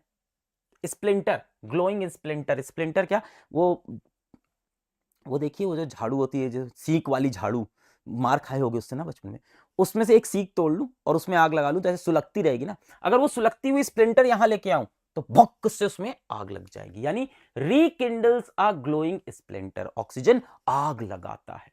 Candle burns more brightly, oxygen is not combustible, खुद थोड़ी जल रही है, but a supporter of combustion, कहीं आग लगी है तो उसको और बढ़ा देते हैं। हाइड्रोजन पॉप से जल के बुझा देगी, ऑक्सीजन और तेज आग लगा देगी। एक और पॉइंट, इस पूरे इलेक्ट्रोलिसिस में प्योर वाटर इस्तेमाल नहीं होता, याद रखना। इस इलेक्ट्रोलिसिस में जो पानी आपने लिया है बेटा, ये कभी भी प्योर वाटर नहीं ले सकते आप, इट्स नॉट प्योर वाटर। अब प्योर वाटर क्यों नहीं ले सकते मास्टर? ये समझो, it's not pure water. Pure water क्यों नहीं लेते? Pure water is very poor conductor of electricity.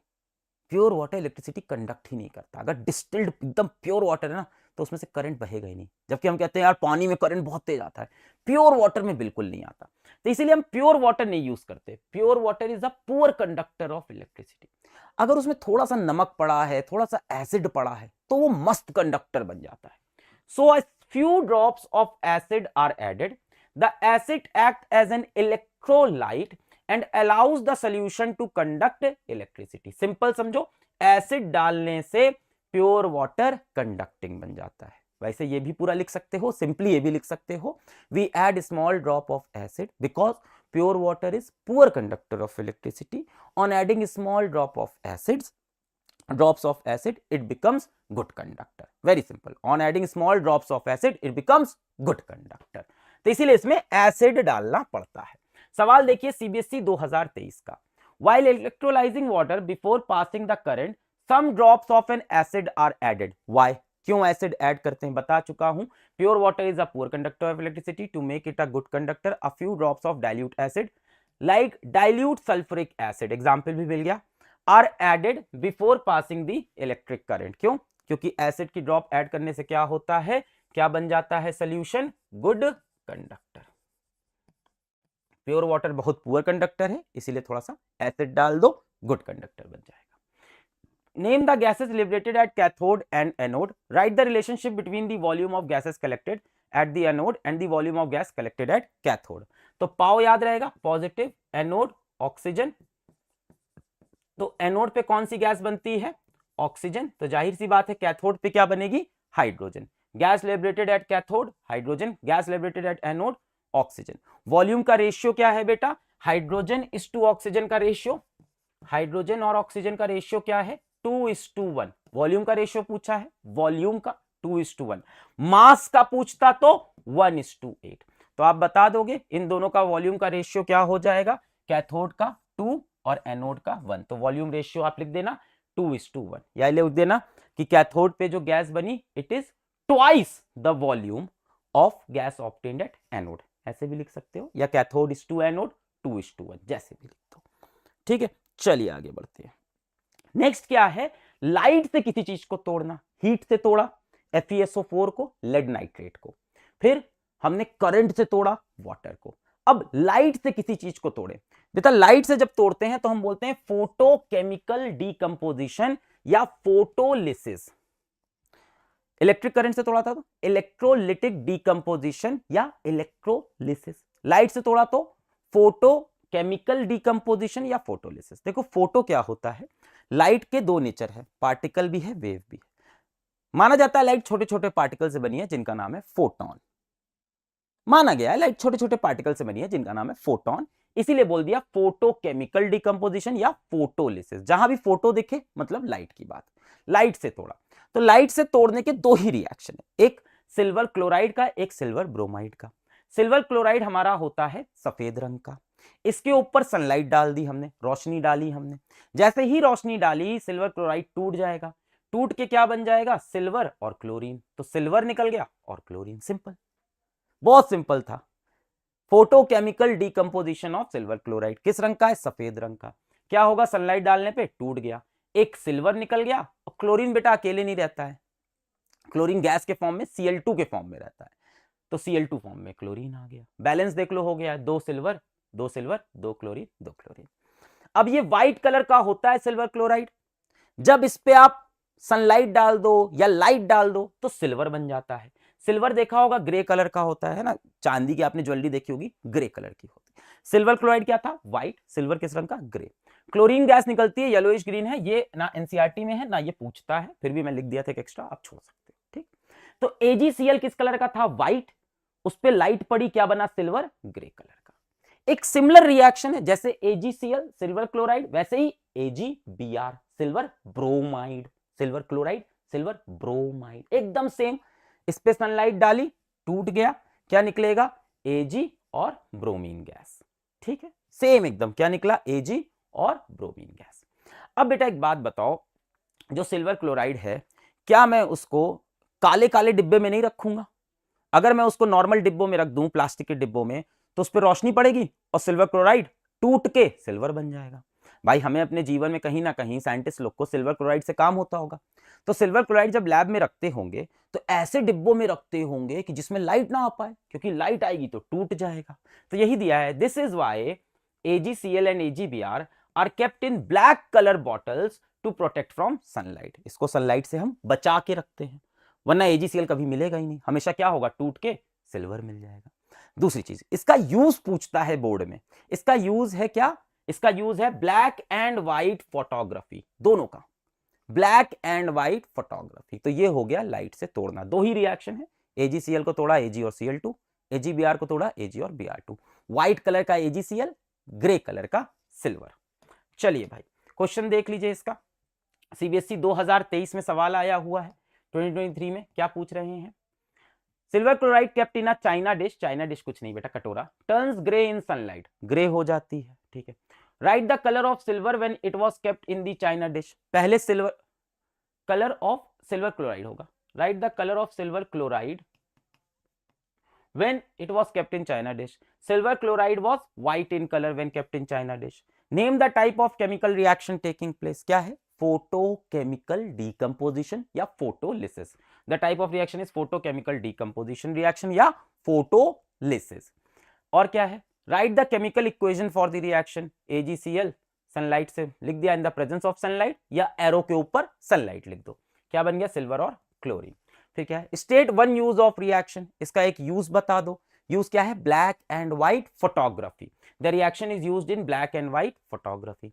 Name one more chemical which can be used for the same purpose, एक और बताओ, AgBr, the one more chemical is silver bromide, है ना, नाम लिखना था, silver bromide which can be used for the same purpose.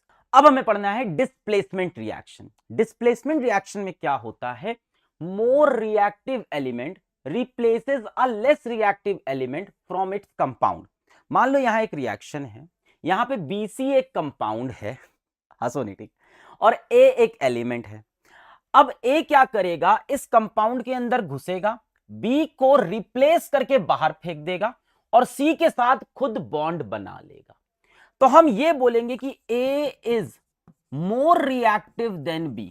A क्या है, B से ज्यादा रिएक्टिव है। ऐसे रिएक्शन को हम बोलते हैं डिस्प्लेसमेंट रिएक्शन, जहां एक ज्यादा रिएक्टिव एलिमेंट एक लेस रिएक्टिव एलिमेंट को बाहर फेंक के खुद कंपाउंड बना ले। More reactive element replaces a less reactive element from its compound. अब बात आती है कि मास्टर हम और आपको कैसे पता चलेगा कि कोई चीज ज्यादा रिएक्टिव है कि कम। तो इसके लिए देखो हमारे पास एक रिएक्टिविटी सीरीज है जिससे पता चलता है कौन ज्यादा रिएक्टिव है कौन कम। इस सीरीज में जो सबसे ऊपर हैं वो है मोस्ट रिएक्टिव और जो सबसे नीचे हैं वो है लेस रिएक्टिव। ये मेटल्स हमें पढ़ने हैं। वैसे तो ये सीरीज और लंबी होती है, आप में से बहुत सारे मेटल गायब कर दिए, लिथियम गायब कर दिया, क्रोमियम गायब कर दिया, कोबाल्ट गायब कर दिया, निकल गायब कर दिया। डिटेल जो इसकी रिएक्टिविटी सीरीज है वो हम 11th 12th क्लास में पढ़ते हैं। अभी छोटी वाली हम पढ़ते हैं, ज्यादा रिएक्टिव नीचे कम रिएक्टिव। अब ये हमें मेटल सीक्वेंस में याद होने चाहिए, तो याद करने के लिए एक मेमोनिक कोड बना हुआ है। क्या है, कुड़ी नाल कार मांगो ऑल्टो, जिसको फिर लेकर हम चले मथुरा साथ घूमने। कुड़ी मतलब पोटेशियम, नाल sodium, car calcium, mango magnesium, Alto aluminium, जिसको जिंक, फिर फेरस यानी आयरन, लेकर लेड, हम हाइड्रोजन, चले, चले क्या हो गया कॉपर, मथुरा मरकरी, साथ सिल्वर, घूमने गोल्ड। तो देखो यार ऐसे याद करो या ऐसे याद करो, याद तो करना पड़ेगा। अब ये कैसे याद कर सकते हो भाई, मान लो आपकी कोई फ्रेंड है और उसको घुमाने लेके जाना है, तो हम क्या करते हैं, 12th क्लास वाले भैया के पास जाते हैं, कहते हैं भैया स्कूटर दे दीजिए, है ना, वो बंदी को घुमाने जाना है। पता नहीं तुम्हारी किस्मत तो ऐसी है नहीं, किसी किसी की क्लास में होती है। और उन लड़कों से तुम बहुत जलते हो, जो लड़के बहुत जल्दी लड़कियों से बात कर लेते हैं, उनको हम लोग क्या बोलते हैं, कुछ बोलते हैं ना, कमेंट में बताना। मैं नहीं बोलेगा। तो भाई क्या करते हो कि भैया स्कूटर दे दीजिए, कहाँ जाएंगे घूमने। तो वही है कि कुड़ी के लिए कुड़ी नाल कार मांगो ऑल्टो, जिसको फिर लेकर हम चले मथुरा साथ घूमने। तो इस तरह से याद कर सकते हो, चाहो तो ऐसे याद कर लो। जैसे मुझे तो पूरी एक्टिविटी सीरीज याद है, क्या, लिखबा सरकाना मग अलमंजन crow फीको नीपब HCU HG AG AU PT। अब देखो ये इसमें है ही नहीं, प्लैटिनम PT जो लास्ट में बोला, लिखबा लिथियम, लिखबा बेरियम बा, सब गायब है। तो आप में बहुत छोटी है, आप चाहो तो ऐसे सिंपल याद कर लो, चाहो तो कुड़ी नाल कार मांगो ऑल्टो, जिसको फिर लेकर हम चले मथुरा साथ घूमने। जो ऊपर है ज्यादा रिएक्टिव, नीचे है लेस रिएक्टिव। जो ज्यादा शक्तिशाली है वो कम शक्तिशाली को हटा देगा। कुछ समझ में आ रहा है ना, दुनिया ऐसे ही तो चलती है। वो वाला एग्जाम्पल याद हो रहा होगा ना, कि जिसके पास ज्यादा पैसा होता है वो कमजोर पैसे वाले को हटा के खुद अपना रिश्ता बना लेता है। बेटा इसलिए मैं कहता हूँ जीवन में पैसा कमाना बहुत ज़रूरी है। बहुत लोग बोलते हैं कि पैसा कुछ नहीं होता है, जीवन में पैसा कुछ नहीं होता है। एक बात आप याद रखना, आपको दुनिया में किसी ने भी बेटा बोला हो कि पैसा इतना इंपॉर्टेंट नहीं होता, पैसे से सब दुनिया नहीं चलती, बेटा आप देखना ये दुनिया आपको हमेशा जज करेगी कि आप कितने महंगे कपड़े पहनते हो, आप कितने महंगे घर में रहते हो, आप कौन सी गाड़ी चलाते हो, किस तरह के आप जूता पहनते हो, किस तरह के स्कूल आप जाते हो। मैं आपको एक बात बोलूं, इंसान बना था प्यार करने के लिए, पैसा बना था इस्तेमाल करने के लिए। ये दुनिया इंसान को इस्तेमाल करती है और पैसों को प्यार करती है। वाह वाह मास्टर, तुम तो शायर निकले। बेटा याद रखना, पैसा ही वो भाषा है जो सारी दुनिया समझती है।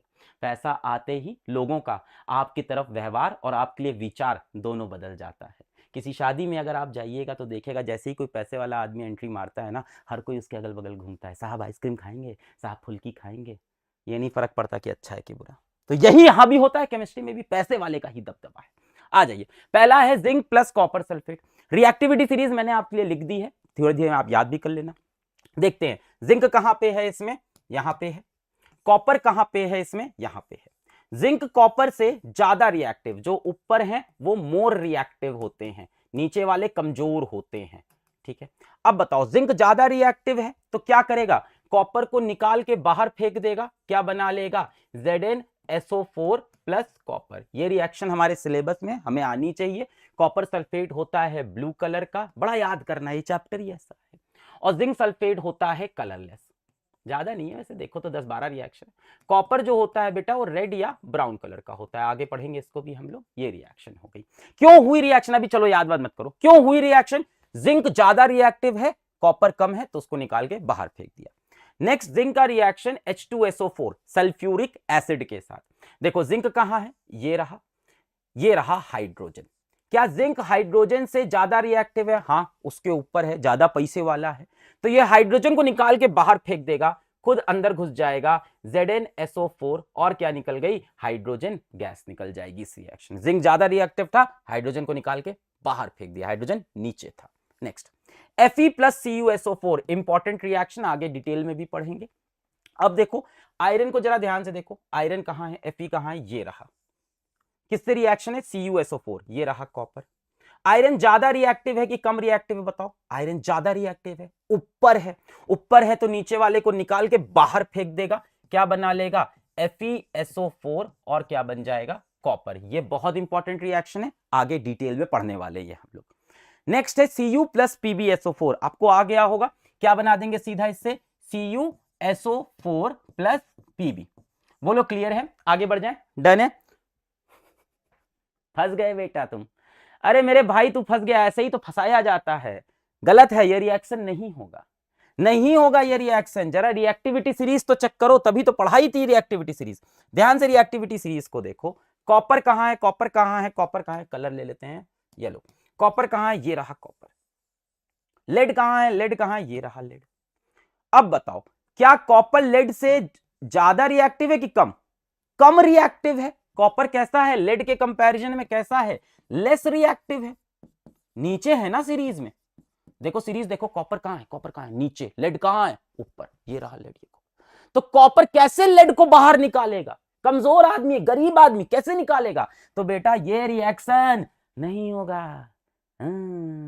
खुद को थप्पड़ मार ले भाई, खुद से गलती कर दी तूने, ये रिएक्शन नहीं होगा। तो रिएक्टिविटी सीरीज इसीलिए पढ़ाई जाती है, पता करने के लिए कौन सा रिएक्शन होगा, कौन सा रिएक्शन नहीं होगा। आगे बढ़ते हैं, ये रिएक्शन है, हमें याद रखना है डिस्प्लेसमेंट रिएक्शन का। क्या, activity 1.9 iron nail in copper sulphate solution. तो हमने क्या किया, आयरन के नेल लिए, किसमें डाले, कॉपर सल्फेट के सोल्यूशन में डाले। कॉपर सल्फेट सोल्यूशन का कलर कैसा है, ब्लू। आयरन कहां होता है, कॉपर के ऊपर होता है, आयरन कहां होता है, कॉपर के ऊपर होता है।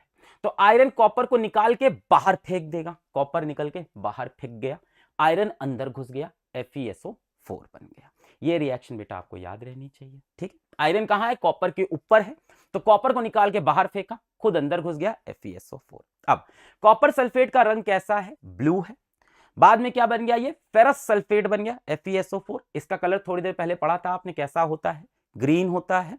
यहां पे क्रिस्टल नहीं, यहां पे एक्वस है, पहले क्रिस्टल था अब एक्वस है, तो लाइट ग्रीन, या कई बार एग्जाम में इसको पेल ग्रीन भी बोलते हैं, हंसेगा नहीं कोई, क्या बोलते हैं, पेल ग्रीन या लाइट ग्रीन कलर बोलते हैं। और क्या निकल गया, कॉपर। कॉपर कैसा होता है, रेडिश ब्राउन, रेड या ब्राउन भी चल जाएगा, रेडिश ब्राउन। तो अब इस रिएक्शन को लेके एनसीईआरटी में एक एक्सपेरिमेंट दिया है। क्या एक्सपेरिमेंट है, जरा ध्यान से देखो क्या हो रहा है। हमने एक ट्यूब लिया, ट्यूब में क्या है बेटा, इस ट्यूब में क्या है, CuSO4 का सोल्यूशन है, एक्वस CuSO4 का सोल्यूशन। ये किस रंग का होगा बेटा, ब्लू कलर का होगा। इसमें क्या टांग दी हमने, आयरन की नेल टांग दी, यानी इसमें क्या डाल दिया हमने, आयरन, Fe की नेल टांग दी। अब जब इसके अंदर आयरन डाल दिया तो इस नेल में क्या है, आयरन है। वो आयरन क्या करेगा, इस सोल्यूशन से कॉपर को हटाएगा और खुद सोल्यूशन में घुसता जाएगा। तो ये आयरन, ये देखो ये आयरन है, ये आयरन नेल, ये जब कॉपर सल्फेट के सोल्यूशन में जाएगी तो क्या करेगी, कॉपर को बाहर फेंकेगी, खुद अंदर घुस जाएगी। सोल्यूशन क्या बन जाएगा, फेरस सल्फेट का बन जाएगा। तो देख थोड़ी देर बाद क्या हुआ, स्टार्टिंग में ऐसा था, स्टार्टिंग में ऐसा था, but after some time reaction mixture कैसा हो गया, ऐसा। स्टार्टिंग में क्या था, कॉपर सल्फेट का सोल्यूशन था, आयरन की लेन अंदर टांग के रखी थी, टांग के रखी थी। आयरन की लेन मतलब आयरन, आयरन ने कॉपर सल्फेट में से कॉपर को निकाला, खुद अंदर घुस गया, FeSO4। सोल्यूशन क्या बन गया, ये सोल्यूशन क्या बन गया, FeSO4। तो कलर क्या हो गया, ग्रीन। तो ब्लू से ग्रीन हो जाएगा कलर। अब बात आती है, जो इसमें से कॉपर निकला वो कहां गया, सोल्यूशन के अंदर कॉपर सल्फेट, सोल्यूशन क्या है, कॉपर सल्फेट, ब्लू कलर का।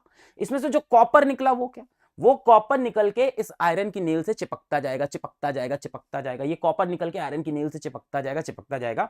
और आप लास्ट में देखोगे आयरन की नेल आपको ऐसी दिखेगी, iron nail taken out from copper sulphate solution. कैसी हो गई आयरन की नेल, इस पे क्या डिपॉजिट हो गया, कॉपर डिपॉजिट हो गया।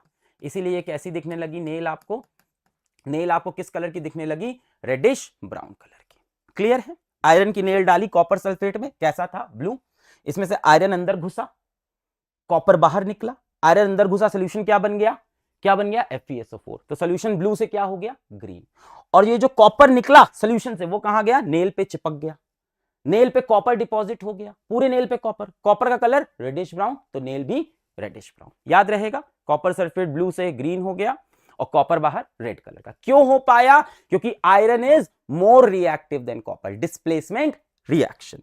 देखिए इस पे क्या सवाल आया हुआ है, 2025 में ही सवाल आया है क्या। A student has dipped some iron nails in an aqueous solution of copper sulfate. After about 25 minutes, he would observe that the color of the solution has changed from, क्या हो जाएगा कलर ऑफ सोल्यूशन, पहले copper sulphate था, इससे iron react करेगा, क्या बन जाएगा, FeSO4 बन जाएगा और कॉपर बाहर निकल जाएगा। तो कलर ऑफ सोल्यूशन ये ब्लू था और ये कैसा, लाइट ग्रीन, प्लेन पेल ग्रीन, ऐसा कुछ। तो क्या हो जाएगा, ब्लू टू पेल ग्रीन। सही है, लाइट ग्रीन लिखा हो, pale green, blue to pale green बन जाएगा। क्लियर है, ये बढ़ते हैं। नेक्स्ट है जिंक का रिएक्शन सल्फ्यूरिक एसिड के साथ। अब बताओ ये रिएक्शन होगा कि नहीं, जल्दी से आप रिएक्टिविटी सीरीज को देखो, ये भी रिएक्शन पूछता है एग्जाम में, इंपॉर्टेंट है। अब देखो ये रिएक्शन होगा कि नहीं, बताओ मुझे। यहां से देखो जिंक कहां है, सभी इंपॉर्टेंट है बेटा, जितना पढ़ा रहे हैं इस लेक्चर से ही आएंगे सवाल। हाइड्रोजन कहां है, ये रहा। जिंक हाइड्रोजन से ज्यादा रिएक्टिव है, ऊपर है, ज्यादा रिएक्टिव। हाइड्रोजन को निकाल के बाहर फेंक देगा, क्या बना लेगा, ZnSO4, और क्या निकल जाएगी, हाइड्रोजन गैस निकल जाएगी। इस रिएक्शन की कुछ ऑब्जर्वेशन है। पहला, क्या मिली हमें, एक हाइड्रोजन गैस मिली। क्या मिली हमें, हाइड्रोजन गैस मिली। कैसी है, कलरलेस, अडरलेस, ना उसका कोई महक है ना उसका कोई रंग है। Burns with a pop sound, बताया था ना, hydrogen burns with pop sound. And extinguishes a burning candle, एक बर्निंग कैंडल को बुझा देगा। क्यों, it is not a supporter of combustion. Temperature increases, the reaction is highly exothermic. तो इस रिएक्शन में और क्या निकल रही होगी, साथ में हीट निकल रही होगी, हाईली एक्सोथर्मिक है। Dilute acid is used because the reaction is highly exothermic. Concentrated acid would make it even more exothermic and dangerous reaction. Dilute मतलब थोड़ा पानी मिला के, ये एसिड कैसे यूज करते हैं, डाइल्यूट, देखो एक्वस लिखा है, थोड़ा पानी मिला के एसिड यूज करते हैं। एकदम कड़ा कड़ा एसिड, यानी कंसंट्रेटेड, बिना पानी वाला एसिड नहीं लेते। क्यों, क्योंकि हीट निकल रही है, एकदम कंसंट्रेटेड लोगे, बहुत सारी हीट निकलेगी, बहुत सारी हीट निकलेगी, ये फ्लास्क फट जाएगा। तो यही लिखा है, dilute acid is used because reaction is highly exothermic. Concentrated acid would make it even more concentrated, एकदम कड़ा एसिड। डाइल्यूट थोड़ा सा पानी मिला के हल्का, डाइल्यूट मतलब पानी मिला के हल्का कर दिया। चलिए आगे बढ़ते हैं। CBSE 2022। Study the diagram given below, identify the gas form in the reaction. Diagram देखो क्या है, dilute sulphuric acid zinc granules, बोल रहे हैं बताइए कौन सी गैस निकलेगी, identify the gas form in the reaction. तो डाइल्यूट सल्फ्यूरिक एसिड यानी H2SO4 एक्वस, किससे रिएक्शन करा रहे हैं, जिंक ग्रैन्यूल से। जिंक प्लस H2SO4 क्या होगा, जिंक ज्यादा रिएक्टिव है, ZnSO4, और कौन सी गैस निकलेगी, हाइड्रोजन गैस। कार्बन डाइऑक्साइड नहीं, ऑक्सीजन नहीं, सल्फर डाइऑक्साइड नहीं, hydrogen, which on burning produces a pop sound. आगे बढ़ते हैं। लास्ट तरह का जो रिएक्शन है वो है डबल डिस्प्लेसमेंट रिएक्शन। वो अक्षय कुमार का आपने मीम सबने देखा होगा, घिसा पिटा बात है वो वाला, तो यही होता है इसमें, मतलब दोनों चीजें डिस्प्लेस हो जाएंगी, डबल डिस्प्लेसमेंट। वहां सिर्फ एक डिस्प्लेस होता है, डबल डिस्प्लेसमेंट। मान लो ये एक कपल है, ये एक कपल है, ये लोग एक दूसरे से बोर हो गए, ये लोग एक आजकल रिलेशन में बोर हो जाते हैं लोग भाई, तो इन्होंने कहा एक काम करते हैं एक्सचेंज कर लेते हैं सिंपल। ये एक कपल था ए पे प्लस बी पे माइनस, ये एक कपल था सी पे प्लस डी पे माइनस, तो ये वाला प्लस इसके साथ जुड़ गया, ये वाला प्लस इस माइनस के साथ, तो ए जाके जुड़ गया डी के साथ, बी जाके जुड़ गया सी के साथ, तो इसमें क्या हुआ, एक्सचेंज हो गया, सब्स्टिट्यूट या डिस्प्लेस नहीं, एक्सचेंज हो गए। क्या चीज एक्सचेंज हो गई, आयंस बिटवीन रिएक्टेंट। एटम्स मत लिखना, कई बार एग्जाम में पूछता है क्या एटम्स एक्सचेंज हुए, बिल्कुल नहीं। मॉलिक्यूल एक्सचेंज हुए, बिल्कुल नहीं। क्या एक्सचेंज हुआ, आयंस एक्सचेंज हुए। आयंस मतलब पॉजिटिव आयन, नेगेटिव आयन। तो A plus B minus, C plus D minus, ये प्लस जाके जुड़ गया इस माइनस से, ये प्लस इस माइनस, तो एडी और बीसी बन गया। इसका एक एग्जाम्पल है Na2SO4 BaCl2। क्या हुआ देखो, अब इसको देखो कैसे तोड़ोगे, Na प्लस हो जाएगा सल्फेट पे माइनस, Ba प्लस हो जाएगा क्लोरीन पे माइनस, तो Na जुड़ गया Cl से, NaCl, SO4 माइनस जुड़ गया Ba से, BaSO4। इसको आगे और डिटेल में पढ़ेंगे, अभी एग्जाम्पल समझ में आया। NaSO4 Na पे प्लस, SO4 पे माइनस, BaCl2 Ba पे प्लस, Cl पे माइनस, तो ये वाला प्लस जाके जुड़ गया Cl से, ये वाला प्लस आके जुड़ गया SO4 से, तो BaSO4 NaCl। इसको आगे अभी डिटेल में ये रिएक्शन पढ़ेंगे, इंपॉर्टेंट है, ठीक है। आगे पढ़े नेक्स्ट। अब डबल डिस्प्लेसमेंट के दो एग्जाम्पल पढ़ने हैं हमें। पहला है सोडियम सल्फेट का रिएक्शन, डबल डिस्प्लेसमेंट का, सोडियम सल्फेट का रिएक्शन बेरियम क्लोराइड के साथ। ये रहा सोडियम सल्फेट Na2SO4 एक्वस यानी पानी में, कैसा है, कलरलेस। दूसरा लिया बेरियम क्लोराइड एक्वस यानी ये भी पानी के अंदर है, कैसा है, कलरलेस। अब देखो ये प्लस, ये माइनस, ये प्लस, ये माइनस, Na जुड़ा Cl से, Ba जुड़ा SO4 से, Na जुड़ा Cl से, Ba जुड़ा SO4 से। खास बात क्या है, ये जो BaSO4 बनता है ये व्हाइट प्रेसिपिटेट है। प्रेसिपिटेट शुरुआत से आपको बताया था क्या होते हैं, इनसॉल्युबल इन वाटर, तो इसमें क्या बना, इनसॉल्युबल इन वाटर। ये देखो ये है, हमने क्या किया, इसमें सोडियम सल्फेट सोल्यूशन था, इसमें बेरियम क्लोराइड था, हमने दोनों को जब मिक्स किया तो हमने देखा क्लियर सोल्यूशन नहीं बना, क्लियर नहीं है सोल्यूशन। क्यों, क्योंकि कोई व्हाइट प्रेसिपिटेट, ये देखो नीचे एक इनसॉल्युबल सा व्हाइट प्रेसिपिटेट बन गया, क्या है ये, barium sulphate BaSO4, white precipitate नीचे जाके बन गया, क्लियर सोल्यूशन नहीं है। क्लियर है, Na जुड़ गया Cl से, Ba जुड़ गया SO4 से, BaSO4 क्या है, white precipitate insoluble in water. और NaCl क्या है बेटा, एक्वस, एक्वस मतलब सॉल्युबल इन वाटर, ये तो सॉल्युबल है। ऑब्जर्वेशंस क्या क्या हुई, व्हाइट इनसॉल्युबल सब्सटेंस, इसको क्या बोलते हैं, प्रेसिपिटेट, इनसॉल्युबल को precipitate of barium sulphate is form, barium sulphate का व्हाइट इनसॉल्युबल प्रेसिपिटेट बन गया। Double displacement and precipitation reaction, ये सिर्फ डबल डिस्प्लेसमेंट का एग्जाम्पल नहीं है, ये डबल डिस्प्लेसमेंट भी है, और कौन सा रिएक्शन है, PPT, प्रेसिपिटेशन रिएक्शन। अब प्रेसिपिटेशन रिएक्शन क्या, जिसके अंदर दो एक्वस, एक्वस यानी सॉल्युबल, सॉल्युबल, एक्वस मतलब वाटर सॉल्युबल, एक्वस मतलब वाटर सॉल्युबल, ऐसा रिएक्शन जिसमें दो सॉल्युबल सॉल्युबल चीजें मिले और एक इनसॉल्युबल चीज बन जाए, उस रिएक्शन को हम बोलते हैं प्रेसिपिटेशन रिएक्शन। यह है precipitation reaction. When two aqueous soluble soluble solutions, two aqueous soluble soluble solution react to form a semi soluble या इनसॉल्युबल सॉल्ट, या तो सेमी सॉल्युबल होगा या तो insoluble salt, the salt is called precipitate. ये क्या है, इनसॉल्युबल, इसे क्या बोलते हैं, precipitate, and such reaction is called precipitation reaction. तो डबल डिस्प्लेसमेंट रिएक्शन आपके सिलेबस में दो हैं, और दोनों प्रेसिपिटेशन के एग्जाम्पल भी हैं। तो जहां दिखे डबल डिस्प्लेसमेंट आपके सिलेबस में, वहां दिखे प्रेसिपिटेशन। प्रेसिपिटेशन मतलब प्रेसिपिटेट बना तो precipitation. When two aqueous soluble solutions react to form a semi soluble या insoluble salt, the salt is called precipitate and such reaction is called precipitation reaction। ये question बड़ा अच्छा है, आयंस इन सॉल्यूशन। अब ये कह रहे हैं कि जब रिएक्शन हो गया, जब रिएक्शन हो गया तो ये रिएक्शन होने के बाद जो सॉल्यूशन है, ये जो सॉल्यूशन है इसमें कौन से आयंस प्रेजेंट है। अब देख, रिएक्शन होने के बाद है ना, आयंस इन सॉल्यूशन, यानी ये कब बताने हैं आपको, आफ्टर रिएक्शन, रिएक्शन के बाद कौन से आयंस हैं। तो रिएक्शन के बाद इस तरफ देखना होगा, तो एक ये आयन है बेरियम का, एक सल्फेट का, सल्फेट कैसा होता है, नेगेटिव होता है, एक सोडियम का, एक क्लोराइड का। तो ये सारे आयंस होंगे, नहीं गलत बेटा, इसके आयंस नहीं मिलेंगे, ये तो इनसॉल्युबल है, ऐसे गुच गुच करके ऐसे बन गया, ये आयंस में टूटेगा ही नहीं क्योंकि ये इनसॉल्युबल है, तो ये प्रेसिपिटेट बन के नीचे बैठ जाएगा। जो प्रेसिपिटेट नहीं बना, जो एक्वस है, वही आयन बना पाएगा। तो अगर पूछता है आयंस इन सॉल्यूशन, तो जो आपका एक्वस वाला पार्ट है, जो सॉल्युबल है, उससे आयंस निकलेंगे। तो आयंस क्या निकलेंगे, Na का क्या होता है प्लस, Cl का क्या होता है माइनस। तो कौन से आयंस हैं, Na प्लस और Cl माइनस। पूछ चुका है बोर्ड में अभी सवाल, आगे भी पूछ सकता है। सीबीएसई 2025 क्या सवाल है, what is observed when aqueous solution of sodium sulphate is added to aqueous solution of barium chloride taken in a test tube, write chemical equation for the reaction. कर लेंगे, सिंपल है। क्या होता है, व्हाइट इनसॉल्युबल सब्सटेंस या precipitate of barium sulphate is formed. पूछा है क्या ऑब्जर्व होता है, व्हाट इज ऑब्जर्व। तो भाई ऑब्जर्व तो सिर्फ यही होगा कि कुछ इनसॉल्युबल प्रेसिपिटेट बना, और ये रही उसकी बैलेंस्ड रिएक्शन। कर लेंगे आप, चलिए आगे बढ़ते हैं। दूसरा रिएक्शन जो सिलेबस में है डबल डिस्प्लेसमेंट का, वो लेड नाइट्रेट और पोटेशियम आयोडाइड का है।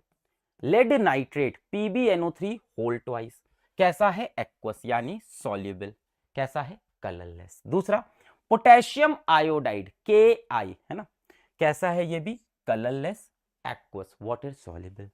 इस पे आया प्लस, इस पे आया माइनस, इस पे आया प्लस, इस पे आया माइनस, तो Pb जाके जुड़ गया I से, PbI2 बना, K जाके जुड़ गया NO3 से, KNO3 बना। अब ये I2 क्यों है, ये आपको वैसे करना होगा भाई, जैसे सिखाया था। लेड की वैलेंसी क्या होती है 2 प्लस, आयोडाइड की क्या होती है -1, क्रॉस मल्टीप्लाई PbI2, इससे बनते हैं, ठीक है। अच्छा, तो Pb प्लस जाके जुड़ गया I से, PbI2, K प्लस जाके जुड़ गया NO3 से, KNO3। अब इसमें जो PbI2 बना, ये क्या है, yellow precipitate. Lead iodide is yellow precipitate, मतलब इनसॉल्युबल इन वाटर।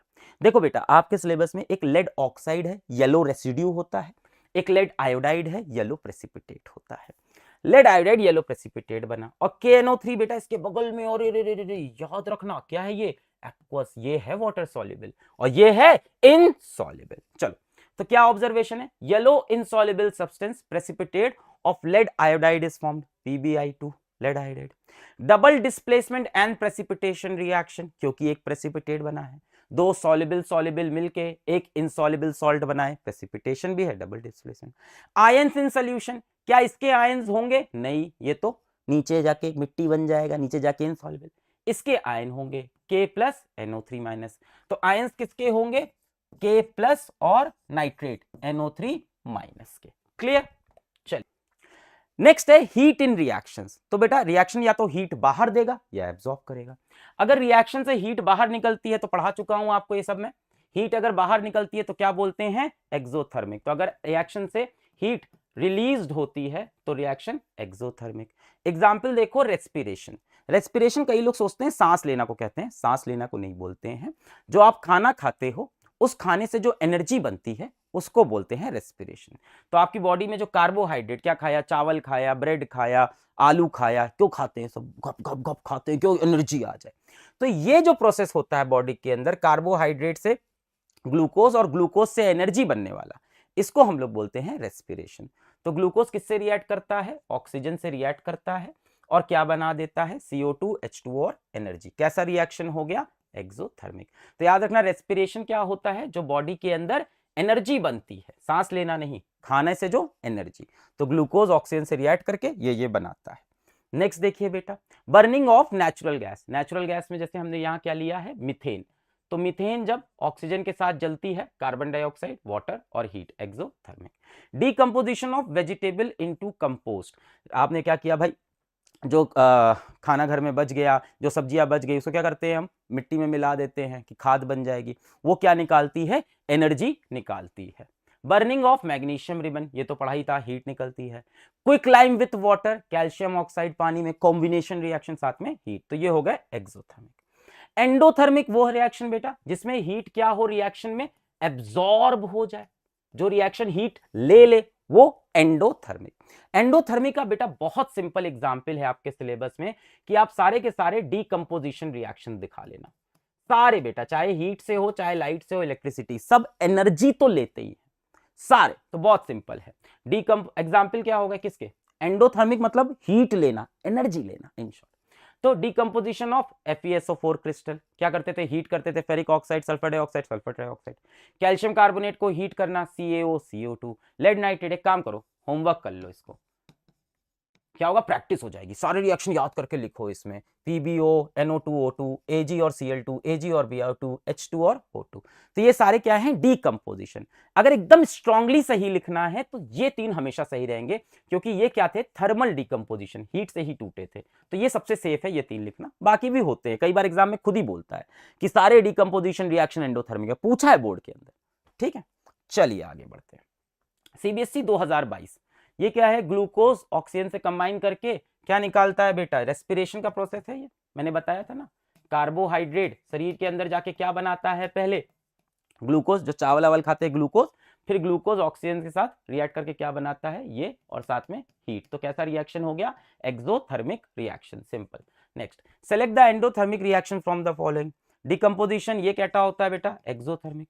वेजिटेबल जब डालोगे आप उसमें मड में तो एनर्जी निकलती है। Decomposition of calcium carbonate into quicklime, मैंने बोला जो भी डिकम्पोजिशन रिएक्शन है वो क्या है भाई, एंडोथर्मिक, खत्म, सीधा खत्म। बर्निंग ऑफ अ कैंडल, नहीं बेटा। प्रोसेस ऑफ रेस्पिरेशन, रेस्पिरेशन तो एक्सोथर्मिक है। ठीक है, तो जो भी आपके डीकंपोजिशन रिएक्शन कहीं दिखे तो एंडोथर्मिक, क्योंकि हीट तो लगेगी, है ना। चलो आगे बढ़ते हैं।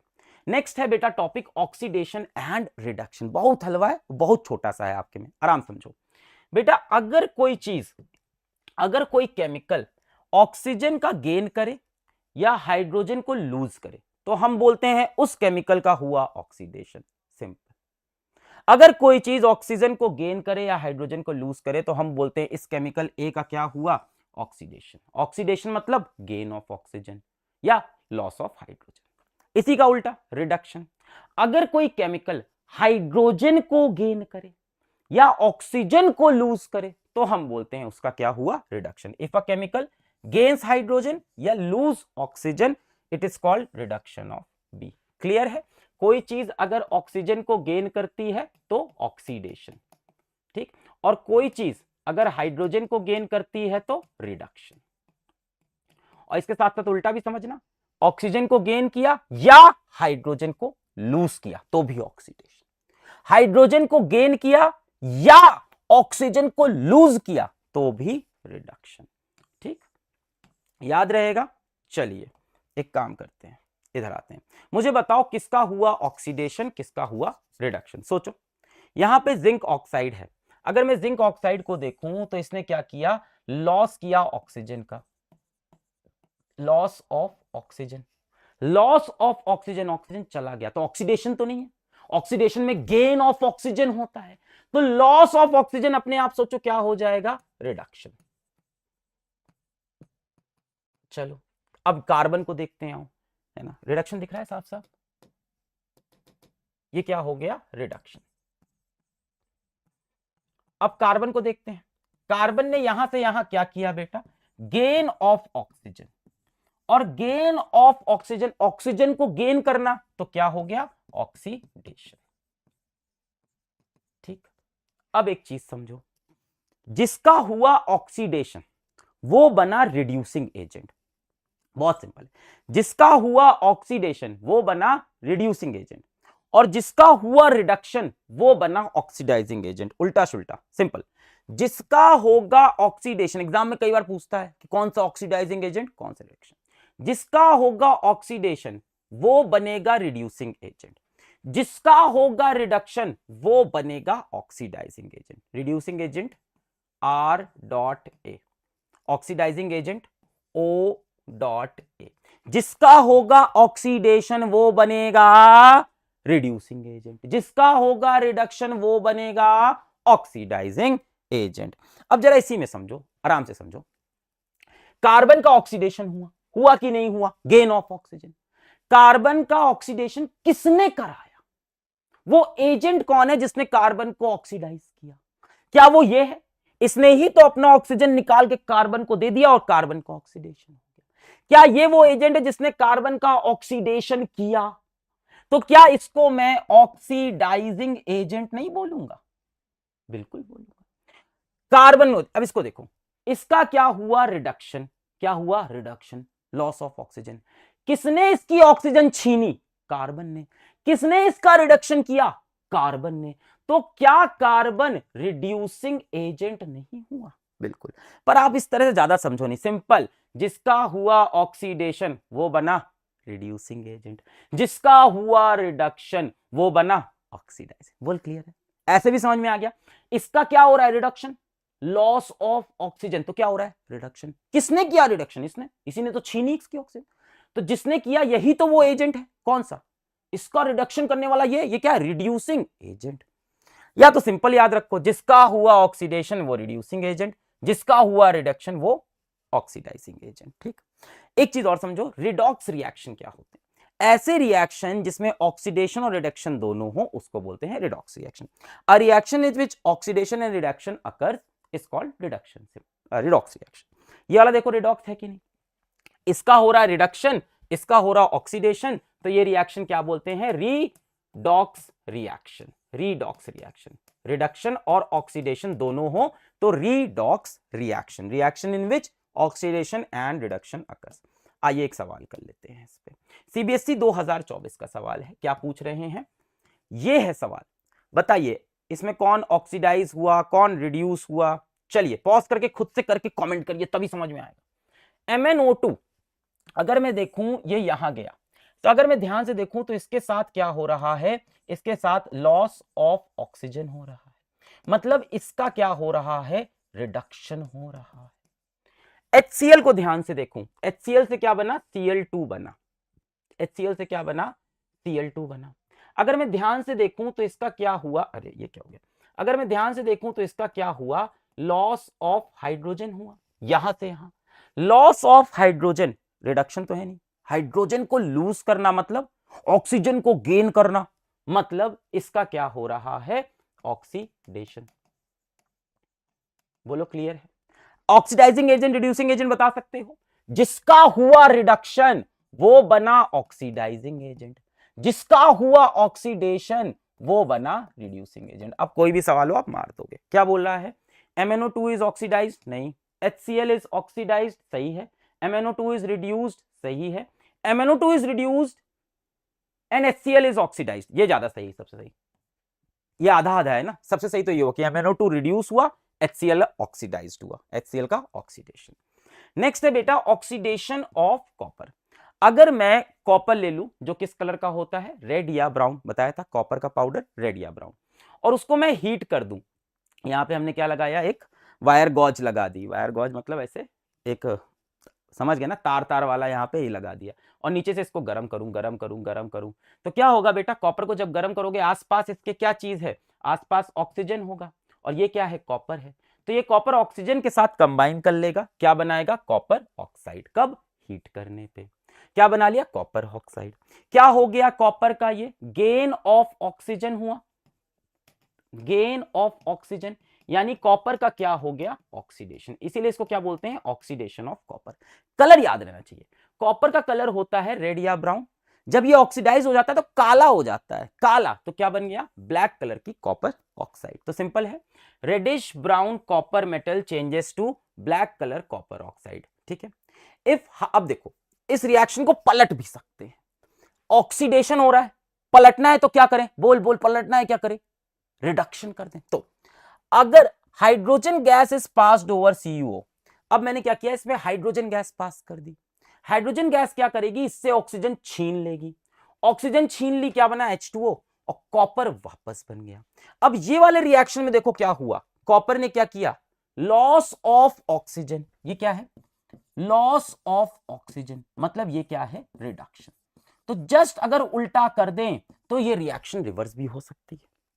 कॉपर को ऑक्सीजन के साथ जलाया, कॉपर ऑक्साइड, क्या हुआ, ऑक्सीडेशन, क्या हुआ, रेड ब्राउन जो कॉपर था वो कैसा हो गया, काला हो गया। अब मुझे इसको रिवर्स करना है, ऑक्सीडेशन हुआ था, रिवर्स के लिए क्या कर दूं, reduction, reduction is gain of hydrogen. तो इसमें अगर मैं हाइड्रोजन पास कर दूं और हीट कर दूं तो क्या होगा, हाइड्रोजन ऑक्सीजन लेके चला गया, कॉपर के लिए लॉस ऑफ ऑक्सीजन, क्या बन गया, कॉपर। तो ये ब्लैक कलर की कॉपर ऑक्साइड वापस क्या बन गई, रेडिश ब्राउन कॉपर मेटल। तो इसका जस्ट रिवर्स रिएक्शन हमने देखा। रिवर्स करने के लिए ऑक्सीडेशन की जगह क्या कर दिया, रिडक्शन। हाइड्रोजन गैस पास कर दो, ऑक्सीजन लेके चली गई, कॉपर बन गया। क्लियर। चलिए CBSE 2025, a copper wire on burning in flames gets coated with a black substance. एक कॉपर वायर है, इसको अगर जला दें तो क्या होगा, gets coated with a black substance. Write the chemical equation of the reaction that takes place.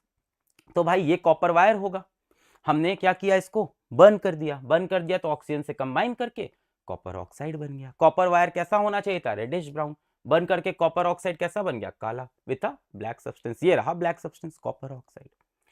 How can this chemical change be reversed, कैसे रिवर्स करें, ये क्या है, ऑक्सीडेशन। अगर मुझे रिवर्स करना है तो मैं क्या कर दूं, reduction, reduction is gain of hydrogen. तो कॉपर ऑक्साइड के ऊपर अगर मैं हाइड्रोजन गैस पास कर दूं और साथ में बेटा हीट कर दूं तो क्या करेगा, ये O को लेके निकल गया वापस कॉपर, तो ब्लैक कलर से वापस रेडिश ब्राउन। जस्ट उल्टा कर दे, ऑक्सीडेशन से क्या कर दिया मैंने, रिडक्शन, गेन ऑफ हाइड्रोजन या लॉस ऑफ ऑक्सीजन, जैसे देख लो। क्लियर। अच्छा नेक्स्ट है करोजन। तो बेटा क्या होता है, करोजन क्या होता है, when a metal is attacked by substances around it such as moisture, जैसे वाटर वेपर हो गया, oxygen, acid etcetera, it is said to corrode and this process is called corrosion. घर पे आपने देखा होगा जो भी मेटेलिक सामान होते हैं वो समय के साथ उनके ऊपर, जैसे लोहे में आप देखते हो जंग लग जाती है, समय लाल हो जाता है, समय के साथ करोड करते हैं। करोड मतलब उनके ऊपर आके कोई अटैक करता है। कौन अटैक करता है, आसपास सराउंडिंग में जो भी चीज है, क्या है भाई, गैसेस हैं, वाटर वेपर है, कार्बन डाइऑक्साइड है, कहीं हाइड्रोजन सल्फाइड है। तो ये जितनी भी गैसेस हैं सराउंडिंग में वो क्या करती हैं, अटैक करती हैं मेटल के सरफेस पे और उसके ऊपर चिपकती जाती है। इस चीज को करोजन बोलते हैं। When a metal is attacked by substances around it such as moisture, water vapour, oxygen, acid, carbon dioxide, कुछ, it is said to corrode, corrode खराब हो रहा है, and this process is called corrosion. Clear है, जब आसपास से substance उसके ऊपर अटैक करे और उसको करोड कर दे। पहला एग्जांपल है रस्टिंग ऑफ आयरन। ये आयरन की नेल है, आसपास सराउंडिंग में ऑक्सीजन भी होगा, वाटर के वेपर भी होंगे, ये दोनों चीजें इसके ऊपर जाके चिपक जाती है और बना देती है क्या, रस्ट। क्या बना देती है, रस्ट। किस कलर का, रेडिश ब्राउन। इसको हाइड्रेटेड आयरन ऑक्साइड भी कहते हैं, ये हम लोग आगे मेटल नॉन मेटल में पढ़ लेंगे अच्छे से। रेडिश ब्राउन रस्ट बन जाता है, किस कलर का, रेडिश ब्राउन, ऑक्सीजन और वाटर अटैक करके। नेक्स्ट है बेटा टार्निशिंग ऑफ कॉपर। कॉपर किस कलर का होता है, आपने पढ़ा था रेड, टार्निश होके हो जाता है ग्रीन। जैसे जब ये स्टैच्यू ऑफ लिबर्टी बनी थी तो रेड रंग की थी, आज देखा तो ये हरे रंग की हो गई। क्या हो गया इसका बेटा, काइंड ऑफ करोजन हो गया इसका, इसको टार्निशिंग बोल देते हैं। करोजन मतलब आयरन का होता है तो आयरन का हुआ तो रस्टिंग बोली, कॉपर का हुआ तो टार्निशिंग बोला। कॉपर के ऊपर कौन अटैक किया, oxygen, water vapour, carbon dioxide, क्या बन गया, ये कोई कंपाउंड बना जो किस रंग का है, ग्रीन कलर का है, कॉपर हाइड्रोक्साइड, कॉपर कार्बोनेट, यहां पे बन गया ये, तो ये हरे रंग का हो गया। टार्निशिंग ऑफ सिल्वर, सिल्वर में नहीं होता, मम्मी लोग पॉलिश कराने जाती हैं कि सिल्वर कैसा हो गया, काला हो गया। क्यों काला हो जाता है भाई, ग्रे टू ब्लैक कलर, ये ब्लैक होना चाहिए था, ग्रे टू ब्लैक कलर। तो क्या है भाई, सिल्वर मेटल है, उसके ऊपर हाइड्रोजन सल्फाइड, ऑक्सीजन एटमॉस्फेयर से अटैक करेगा, सिल्वर सल्फाइड बनता है ब्लैक कलर का। तो ये क्या, ग्रे से ब्लैक। तो आपको कलर याद होने चाहिए, red to green, grey to black. Iron कैसा हो जाता है, रेड हो जाता है, ठीक है। अच्छा, corrosion is an example of oxidation. किसका एग्जाम्पल है, ऑक्सीडेशन। देखो इस पे ऑक्सीजन अटैक कर रहा, इस पे भी ऑक्सीजन अटैक कर रहा, आयरन पे भी देखो क्या अटैक कर रहा, ऑक्सीजन। तो एग्जाम्पल ऑफ ऑक्सीडेशन।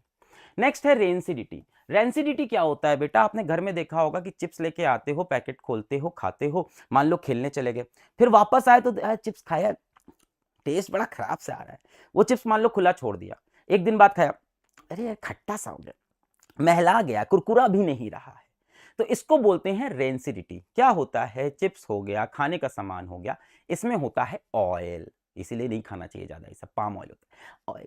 इस ऑयल का हो जाता है ऑक्सीडेशन, और इस ऑयल का जब ऑक्सीडेशन होता है तो इसको हम बोलते हैं रेंसिडिटी। किसका होता है, द टेस्ट और smell of food material containing fat या oil changes when it is left expose to air for a long time. समझ में आ गया कि टेस्ट भी बदल जाता है, बदबू भी आने लगती है उसमें से, खराब हो गया, महला गया, सड़ गया।